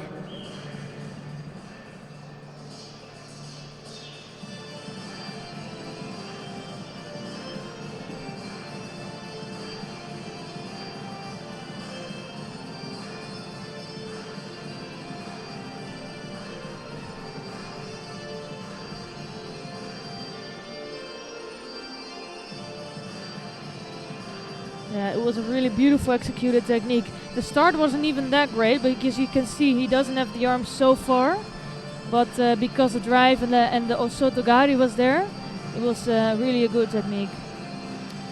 Yeah, he freezes a little bit, does Ibrahimov, when he realizes just how deep Niniashvili's in, and instead of trying to go around the back and collapse the technique, he just freezes there and ends up getting absolutely flattened. Exactly.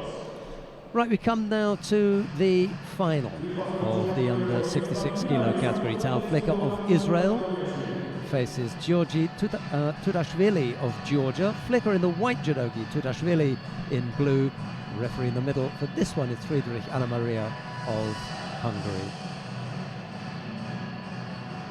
Yeah, so we were talking a little bit with Tal Flicker in the break, and I asked him if he ever fought with Tudashvili. He said I've never seen him before. Wow. So that should be an interesting one, because he's in the final. Guess what? Yeah. You're going to find out now. Yeah. You know, the time that you don't want to be facing a Georgian for the first time is in the final of the Tbilisi Grand-Prix. Exactly. But he was not worried at all. So he really trusts his own qualities, and that's really good. Well, we have seen Tudashvili earlier on, and he really impressed both of us. He did, but this is another caliber, if you can say so. It was a semi-final against. That was close, wasn't it? Oh, it was against. Yeah. Saini, the Indian fighter. That was a terrific battle. That was. But as you say, Tal Flicker is a different proposition. This is the real deal here. Yeah. And Flicker's such a smart judoka, you know, he can take some time. He can be in threat sometimes and in danger, but he takes the time to get to a solution and then come up with a great technique. Number 1 seed as well.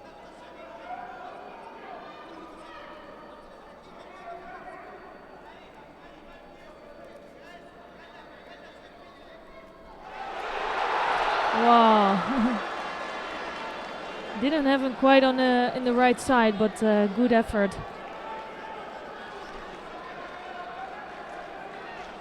Here you can see how strong he is with his techniques. Was he actually close in the end there? I mean, it was just a bit of a turn, wasn't it? He didn't really. Oh. Certainly putting some pressure on.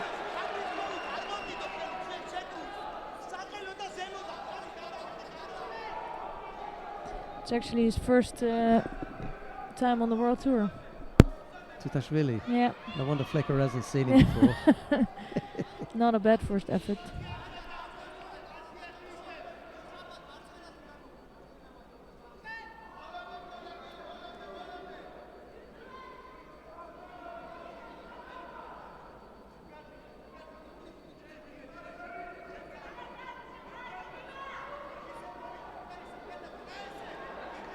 Yeah, and I'm really impressed with him today. Look at that. Ooh, that was as close as you could come. Yeah. And I'm really curious if he also can follow up with this in other performances in upcoming contests and competitions.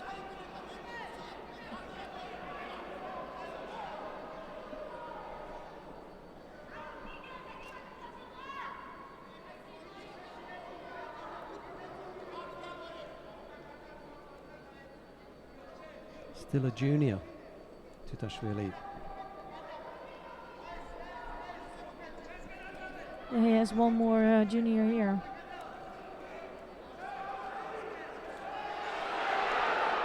Another good effort, left-sided from Tutashvili.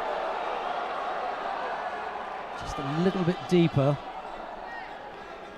Just had that little bit of a gap there, and Flicker was able to collapse it. What this happens in many of the contests I've seen from Flicker, that he's taking really his time, and he does the same now. So I wouldn't be surprised if some great technique of him comes out.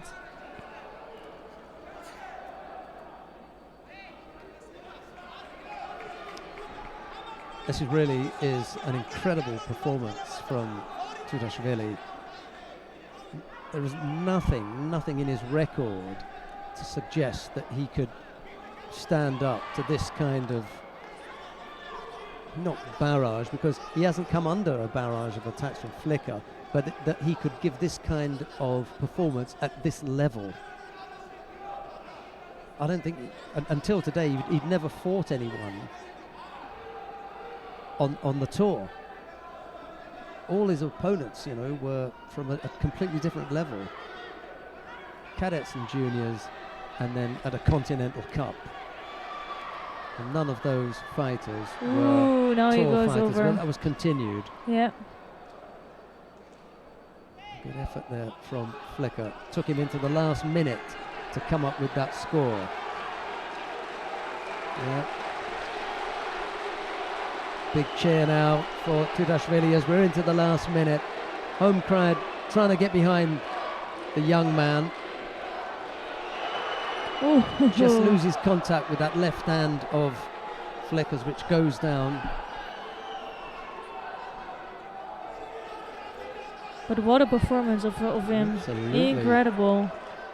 And it's not over yet. I think he can still be dangerous.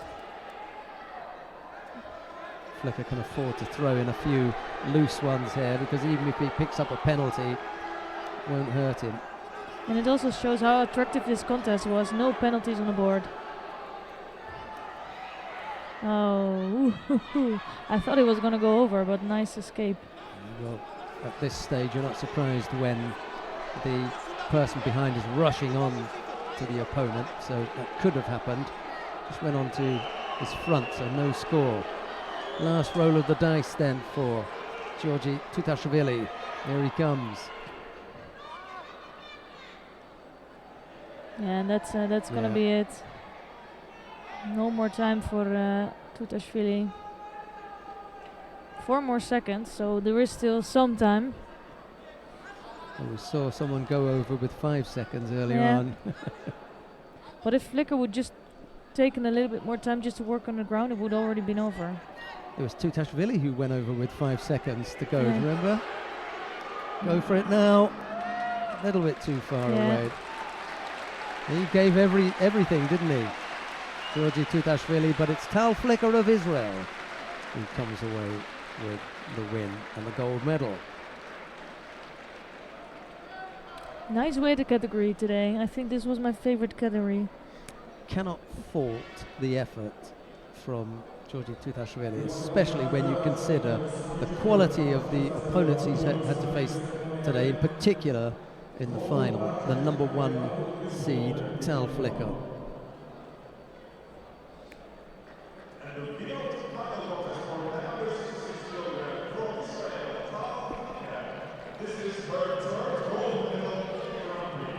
World #5, when you think about it, that was how close he came to upsetting someone at #5 in the world, and poor old Tutashvili is nowhere, 0 on the world ranking list, no ranking, just complete and total outsider.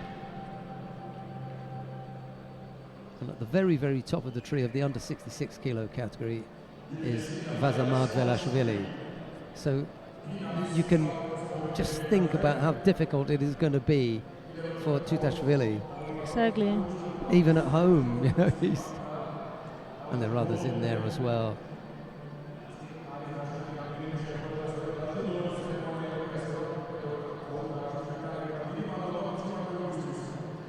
Yeah, there are a few in there, but Mark Balashvili, of course, is the one to beat. Right. Just a little slip of Tutashvili here.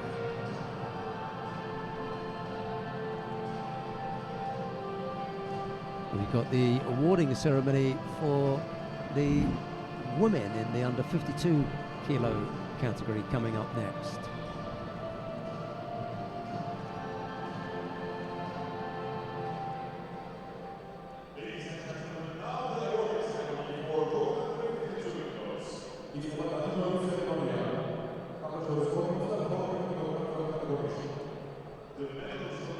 The medals are being presented by the head refereeing director of the International Judo Federation, Mr. Jan Snijders. The first of the bronze medals goes to Astrid Neto of France. There's a bronze medal also for Larissa Pimenta of Brazil. Silver medal goes to Gili Cohen of Israel. The gold medal goes to Odette Giuffrida of Italy.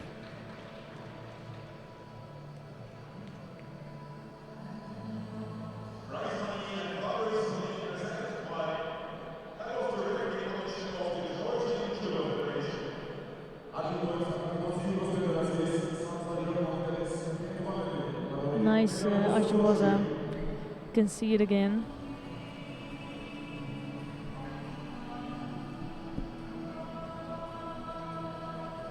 Yeah, caught her twice with the Ashiwaza, did Giuffrida.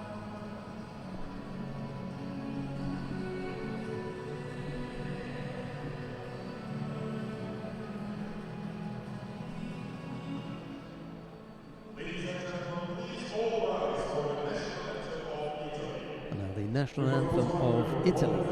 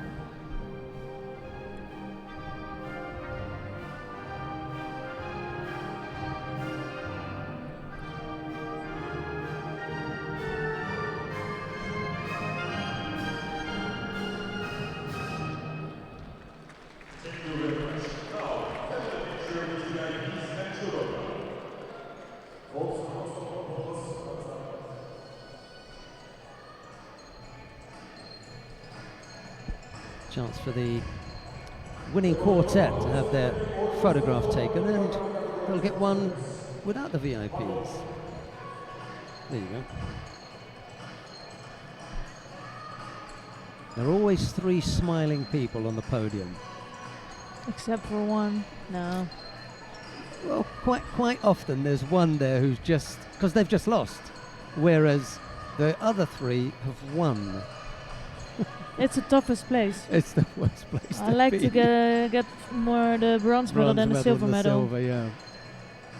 Right, we've got one more weight category to bring you. It's the under 57 kilo category. The first of the bronze medals.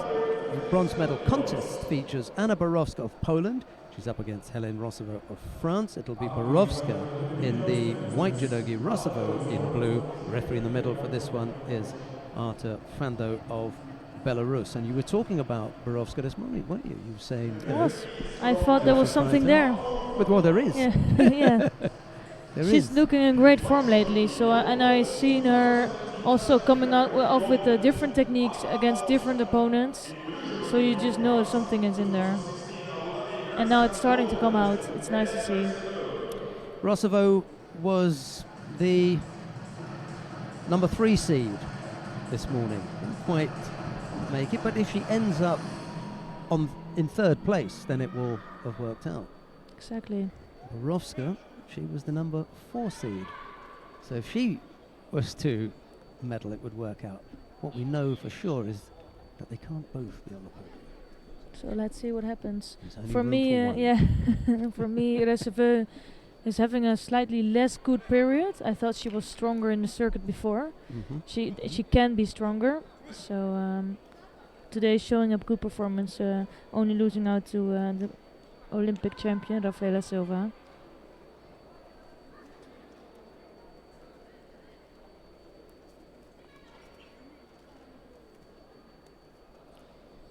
The 57 kilo category is an extremely tough one.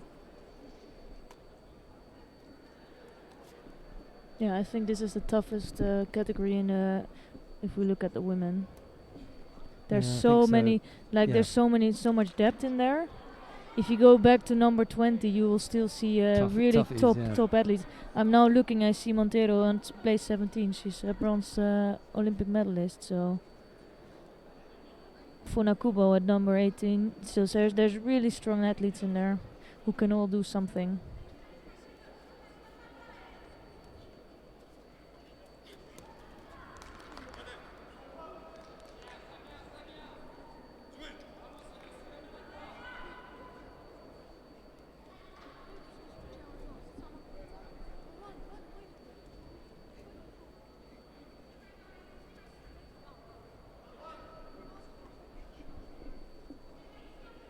So let's see if Borovska manages to come up with something against the strength of Reserve. I think that's the biggest advantage she has here.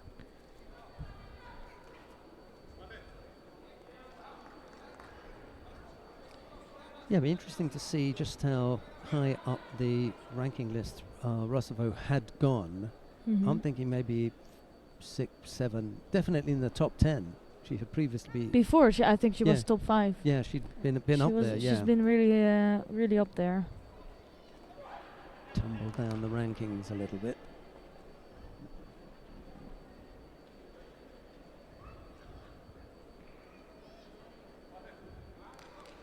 And she's going to come under serious threat in the run-in to qualification, because at 14. You know, you're not that far away. You haven't got the safety net behind you, because Sisik, Neto, Pavia, they're all going to be, you know, looking for a place. And even if we look at Pavia, she's just back from, you know, having a baby and recently she just returned. Came back, yeah. And she's at 36 on the ranking list. So she's within, you know, touching distance of Reserve and the group up there. Good win at a Grand Slam, and she'll be up there. Which is easier said than done, but it is possible. Well, for someone like Pavia, I think, you know, it's perfectly possible.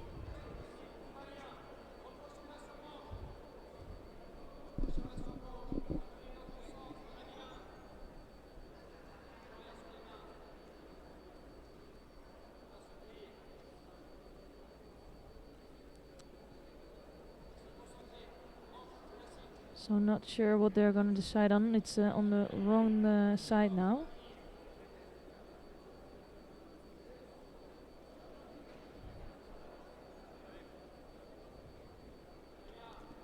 Only for Reserve it is. Because it was still a touchy Waza situation, probably.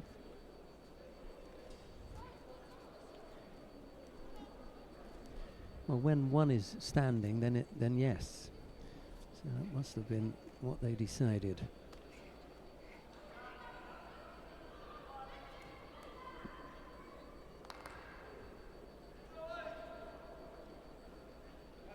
So you can really see that Borowska is struggling too much with the strength of Reserveux.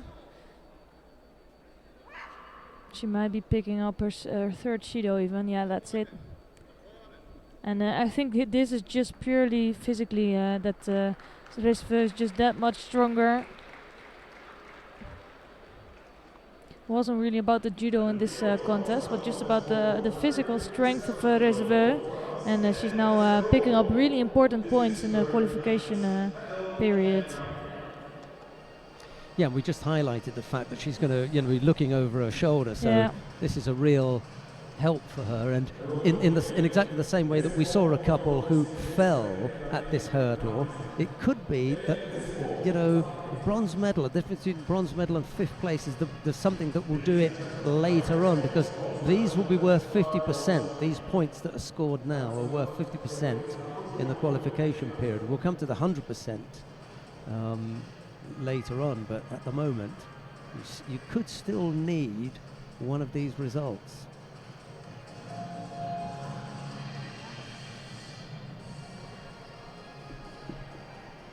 Yeah, and I think in these days it's even important to get these points to qualify for the World Championships and to qualify in the French team. Seeding position. It's just really, really good for her to get this bronze medal. Well, here's an interesting one for you. Yeah. Then, Sierra Leone Sisik of France faces Sanne Verhagen of the Netherlands. It's Sisik in the white judogi, Verhagen in blue. The referee in the middle for this one is Roberto Chiolia of Italy. Yeah, I couldn't tell you which way this was gonna go because Sisik is so strong. She's a youngster, and I think we're gonna see a lot of her in the future. Already coming up now for the bronze medal, and it's Sanne Verhagen that is experienced, but she's had a long way back. She had a long injury. She was out. She was out of judo completely. So she just decided to come back to judo, but the way coming back is not easy for her.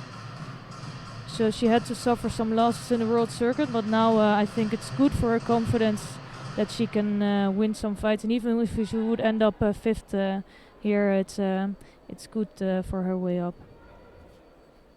And it's not an easy contest against Sisik.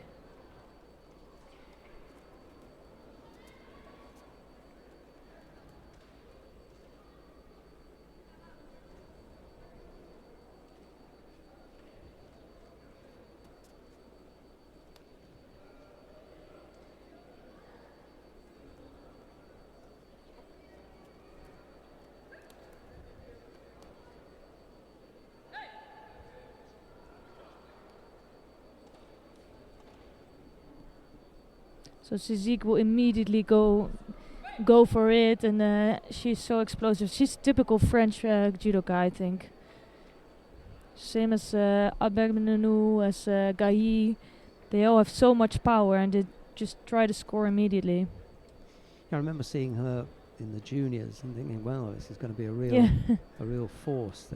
And as you were saying last time we chatted, there are some people who can just make that transition from junior to senior, very smoothly. Yeah. So we just picked up that penalty for that overly defensive posture there, coming under a bit of a strong grip from Sisik. Yeah, Verhagen is so much more tactical in the fighting, and she doesn't score right away. She takes her time and needs to find a solution for the strength of Sisik and the grip of Sisik.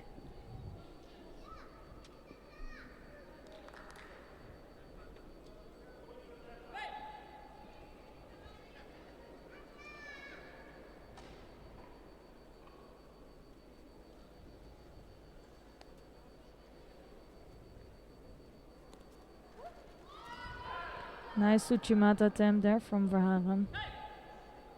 No real threat to Sisik, but good attempt there.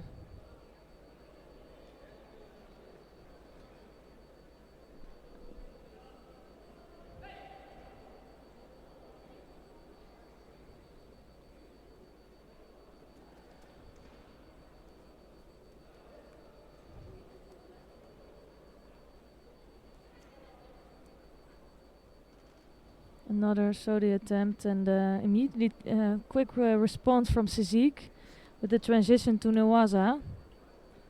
First on the Arnhem and then trying to turn her over.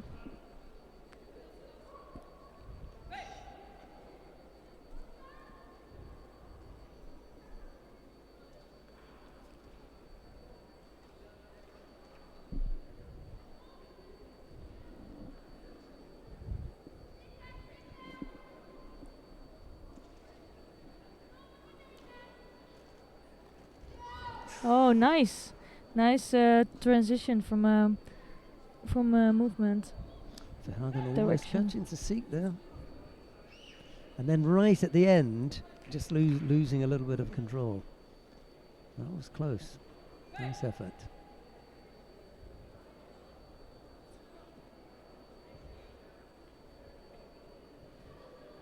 Yeah, it's quite an open contest. They're both, not one is particularly stronger or more controlling, so it really could go on either way.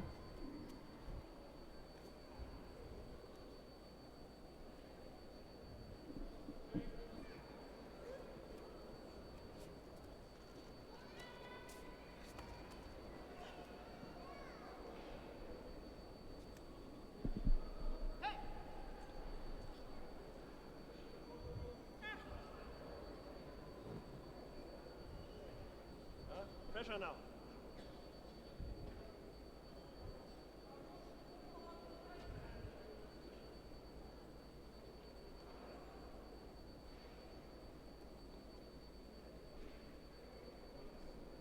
So only 2 contests on his left on his first day.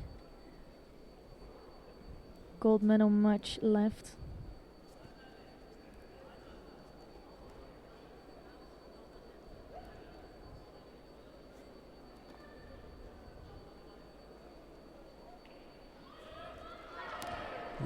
Ooh. I think that was a mistake of Sizik trying to take over, but I'm not sure what happened now.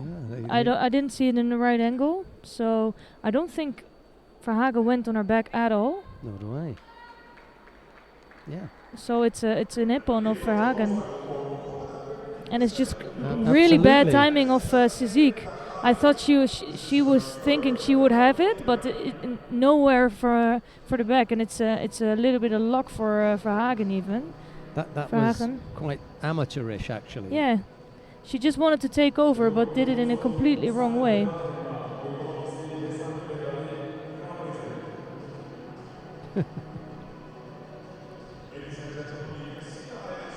There you go. In fact, it was such an unusual thing for a fighter to do that we were kind of stunned. Can't believe that she just held on to her in the process of being thrown with Ipion Serenagi. You look at Sizik and think, what are you doing? Yeah. And she really thinks she's throwing Verhagen. Only after she's been thrown. Yeah.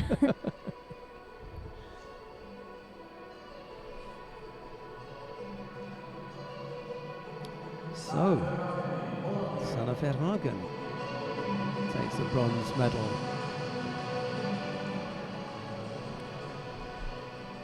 Right, we come now to the final of the under 57 kilo category. Nora Jakova of Kosovo faces Rafaela Silva of Brazil. It'll be Jakova in the white judogi, Silva in blue, and the referee in the middle for this one is Roland Puiger of Austria.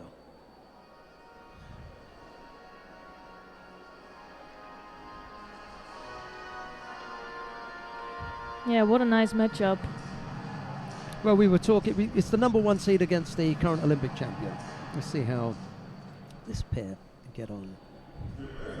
Yeah, and I'm curious if Jakova already found a solution for Silva, because I think it's Silva that beat Jakova before a few times.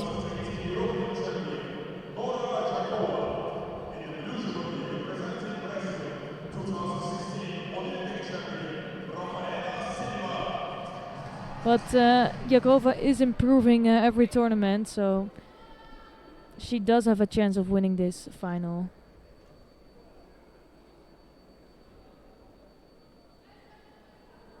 3 times she's lost her. It's over quite a period, a 6-year period. Yeah, but you can see the last time was in Zagreb last year, and it took Silva while, yeah. 7 minutes and 19 seconds to beat her, so she does come closer.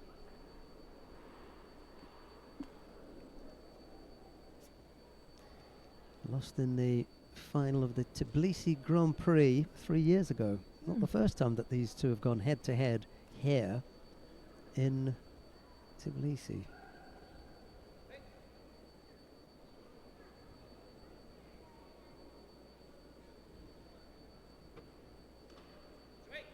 And you can tell that they know each other. Just waiting a bit too long, both picking up a first Judo. And I really hope that's not going to happen, that they are both picking up a second Judo soon, because that's changing the contest.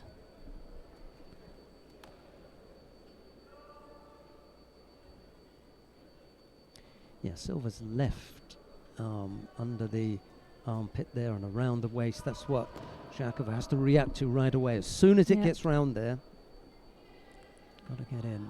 Because with that left hand, Silva has so much control, and she's really clever with changing direction. So it is difficult if her hands is on. I wonder if she's going to go there again, Silva, because we've just seen the way that Jakova intends to deal with that threat, and Silva can't afford to wait around for too long.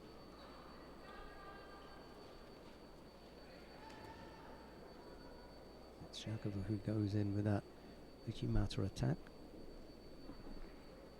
Yeah, and it's Silva for me looks so vulnerable sometimes, reaching with that hand wide over the top, leaving it really open.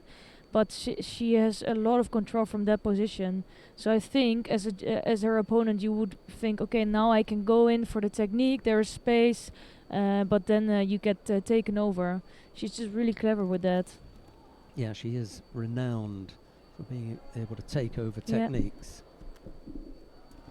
She goes again. This time getting closer. Yeah, I think Silva's a little bit reactive to me.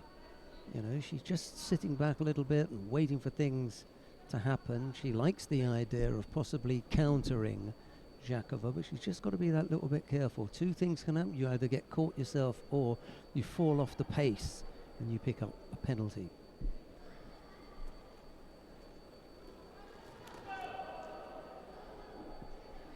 So there's an answer. Now she was going for it, but this time it was Jakova who was taking over Silva. Not for a score, but good attempt. And this is where I've seen her being so strong today with that Sankaku. The only thing I think is that Silva's a bit too experienced to fall for that.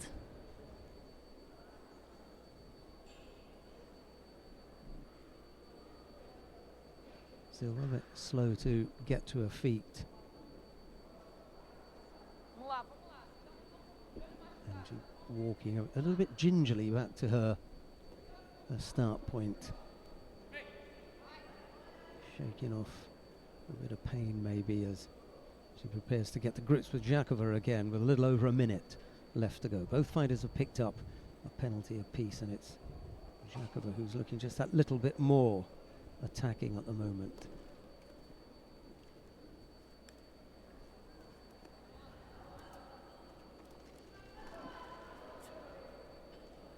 And as you say, that turn, you know, she really wants to tip her, giving plenty of space for Silva to work in as far as being reactive rather than being the first person to attack. Yeah, so it could really happen that either she gets a Judo and it works out like that, or she gets a nice takeover. Exactly, this is what she wants. But a nice escape from Jakova.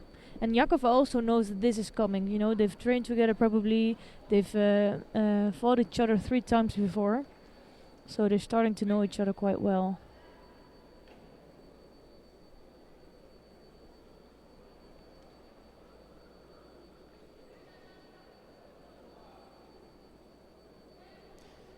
interesting to see when Silva attacked first.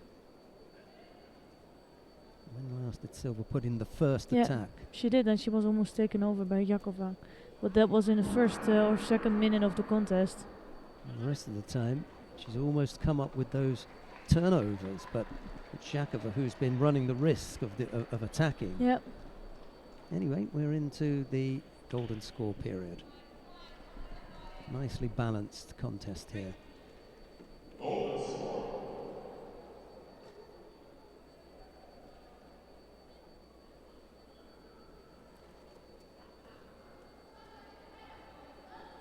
Oh, now Silva is in danger. Really good grip of Jakova. She's trying to work with that.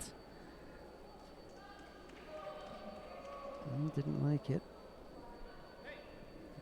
Took a dive there, did Silva.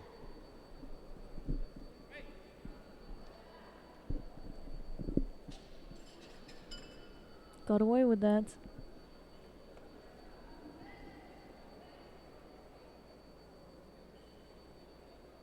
Now again she has the arm on the side of Jakova.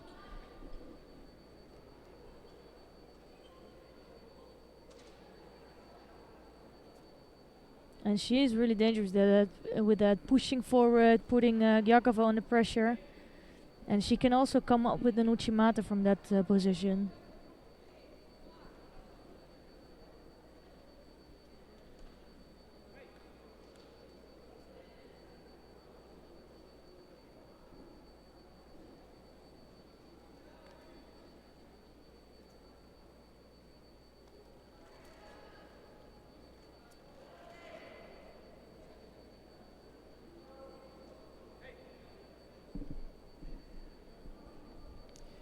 Just getting a little bit of daylight between the two fighters here, and it's the Kosovan Jakova who looks the more likely to score from the first attack. Yeah. However, Silva looks the more likely to come up with a counter.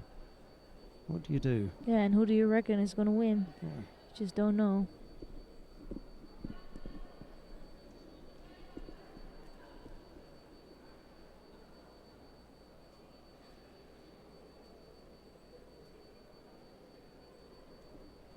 We've had a minute 50 of almost catching her there. What do you think about that? Almost a minute 50 of golden score. And you can really tell that Silva's just here to take over. And she will maybe go for it, but she's taking so much time to get to her technique. And she wants to be absolutely sure to be able to score if she goes in first.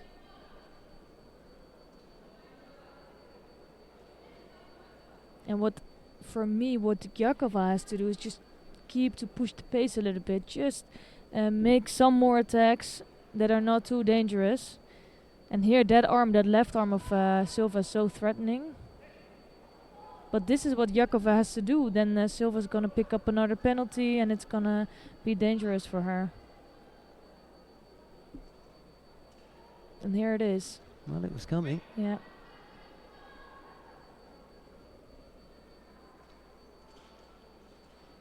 Is that going to change the way that Silva approaches the contest? I don't really think so. Well, she runs the risk of picking up a third then, because Jakova's only got one way to go. Well, you see exactly what it is that Silva has got in mind. She's prepared to wait her out on the hope of picking up this counter. The only thing is Jakova's really warned. She knows that this is coming.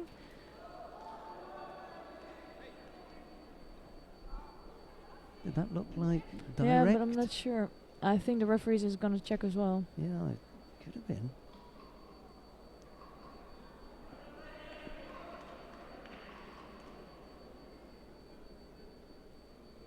Well, I can't see the left hand. Well, yeah, it is. I mean, she puts the one hand on, but it's so quick. I cannot believe that she just did that. With the right hand, we can see there. Yeah, it's just too quick. I cannot believe Yeah. that from an Olympic champion. And I think she was just thinking she was already in Kumikata or something. Well, So one because she was quite hand is close. on, and then you're allowed to put the second. Yeah. But they were going at the same time, and I think that's what they're talking about. The fact that both hands were moving for the bear hug at the same time, and a direct attack with a bear hug is not allowed. So, Nora Zhakova, it is. It is. And what a She day it takes- was for her. yeah. Yeah, we had Takes the good. gold We had a medal. good pick there.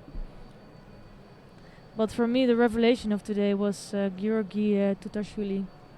Yeah, he was terrific to watch. And I Yeah. suppose the boy from India as well, Yeah. like watching him, he was exciting. Right, well, we've got 2 awarding ceremonies to come. Sandwiched between the 2 awarding ceremonies is a highlights package, so that's what we've got for you, and we'll start with the first of those awarding ceremonies. It's for the men in the under 66 kilo category. The medals are being presented by International Judo Federation Hall of Fame member Mr. Patrick Hickey.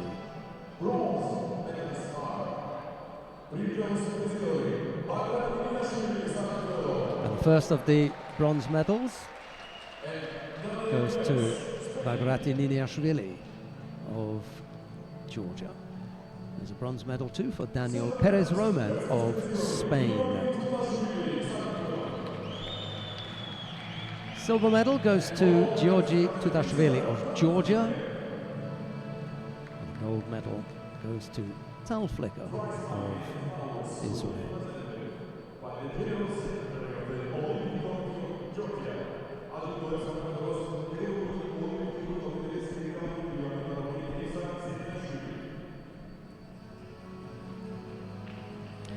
Yeah, that was an exciting weight category today, the under 66 kilo. Enjoyed watching that.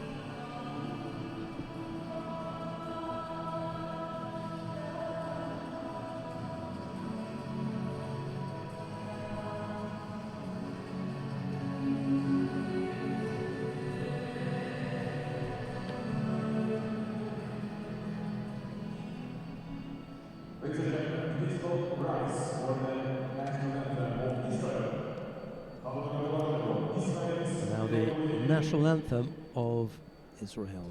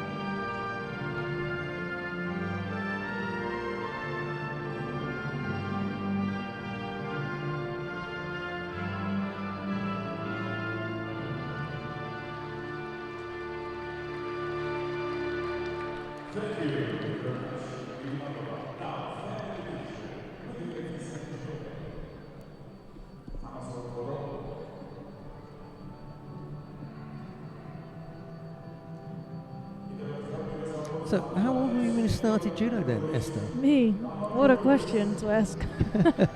6 years old, Really? Okay. so a long time ago. I think that's the case for many of these judoka, right? Yeah, they Starting at a young start age. early. There's a few people that started really at a later age, like I think Audit Chumeo and some others that didn't have the benefit of starting at 4, 5, 6 years old. Handshakes all around from the winning quartet there. Right, we're going to have a highlights package and then we'll be back with the last of the awarding ceremonies.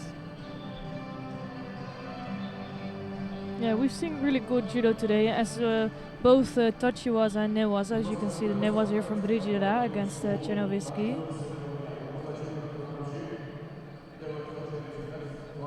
and some more Newaza. It was a good Newaza day.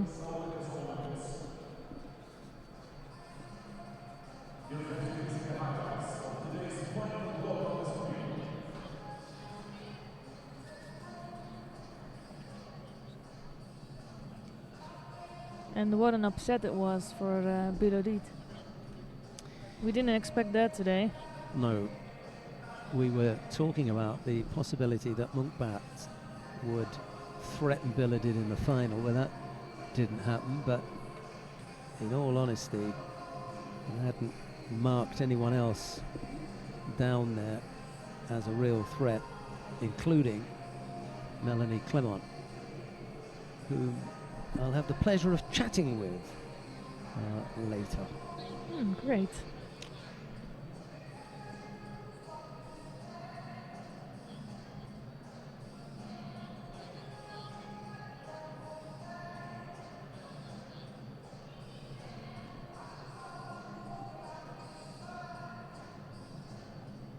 Yeah, one more medal ceremony coming up. What did you think about today?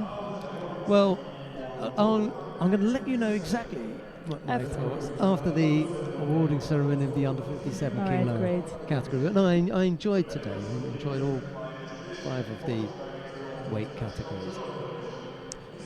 Right, we come now to the awarding ceremony for the women in the under 57 kilo category. The medals are being presented by International Judo Federation Education and Coaching Director Mr. Mohamed Maridja. And the first of the bronze medals goes to Sanne Verhagen of the Netherlands. There's a bronze medal also for Helene Rousseveau of France. Silver medal goes to Rafaela Silva of Brazil. The gold medal goes to Nora Jakova of Kosovo.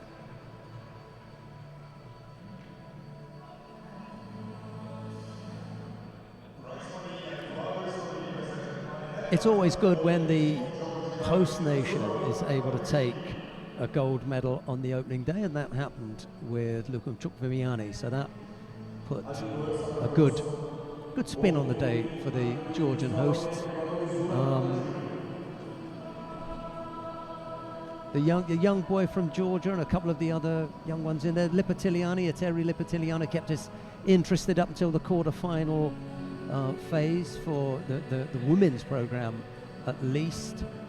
And of course we did have the big draw Daria Bila did, and then she went over in the final, so there was a lot to look at. Interesting day. And now the national anthem of Kosovo.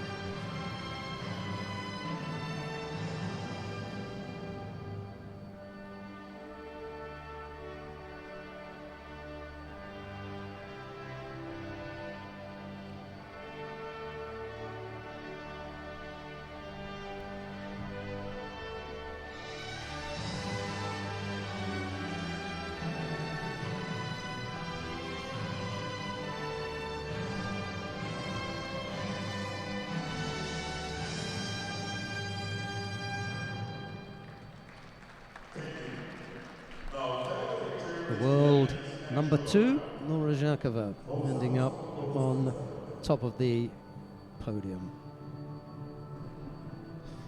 Well, that's all the live action that we've got for you today. 5 gold medals went to 5 different countries. France, Georgia, Israel, Italy and Kosovo picked up the gold medals. We'll have more action from day 2 of competition at the Tbilisi Grand Prix. Join Esther Stan and myself tomorrow. We look forward to your company then, but from all the broadcast team here in Tbilisi and Esther Stan, it's bye-bye for now. Bye and thank you.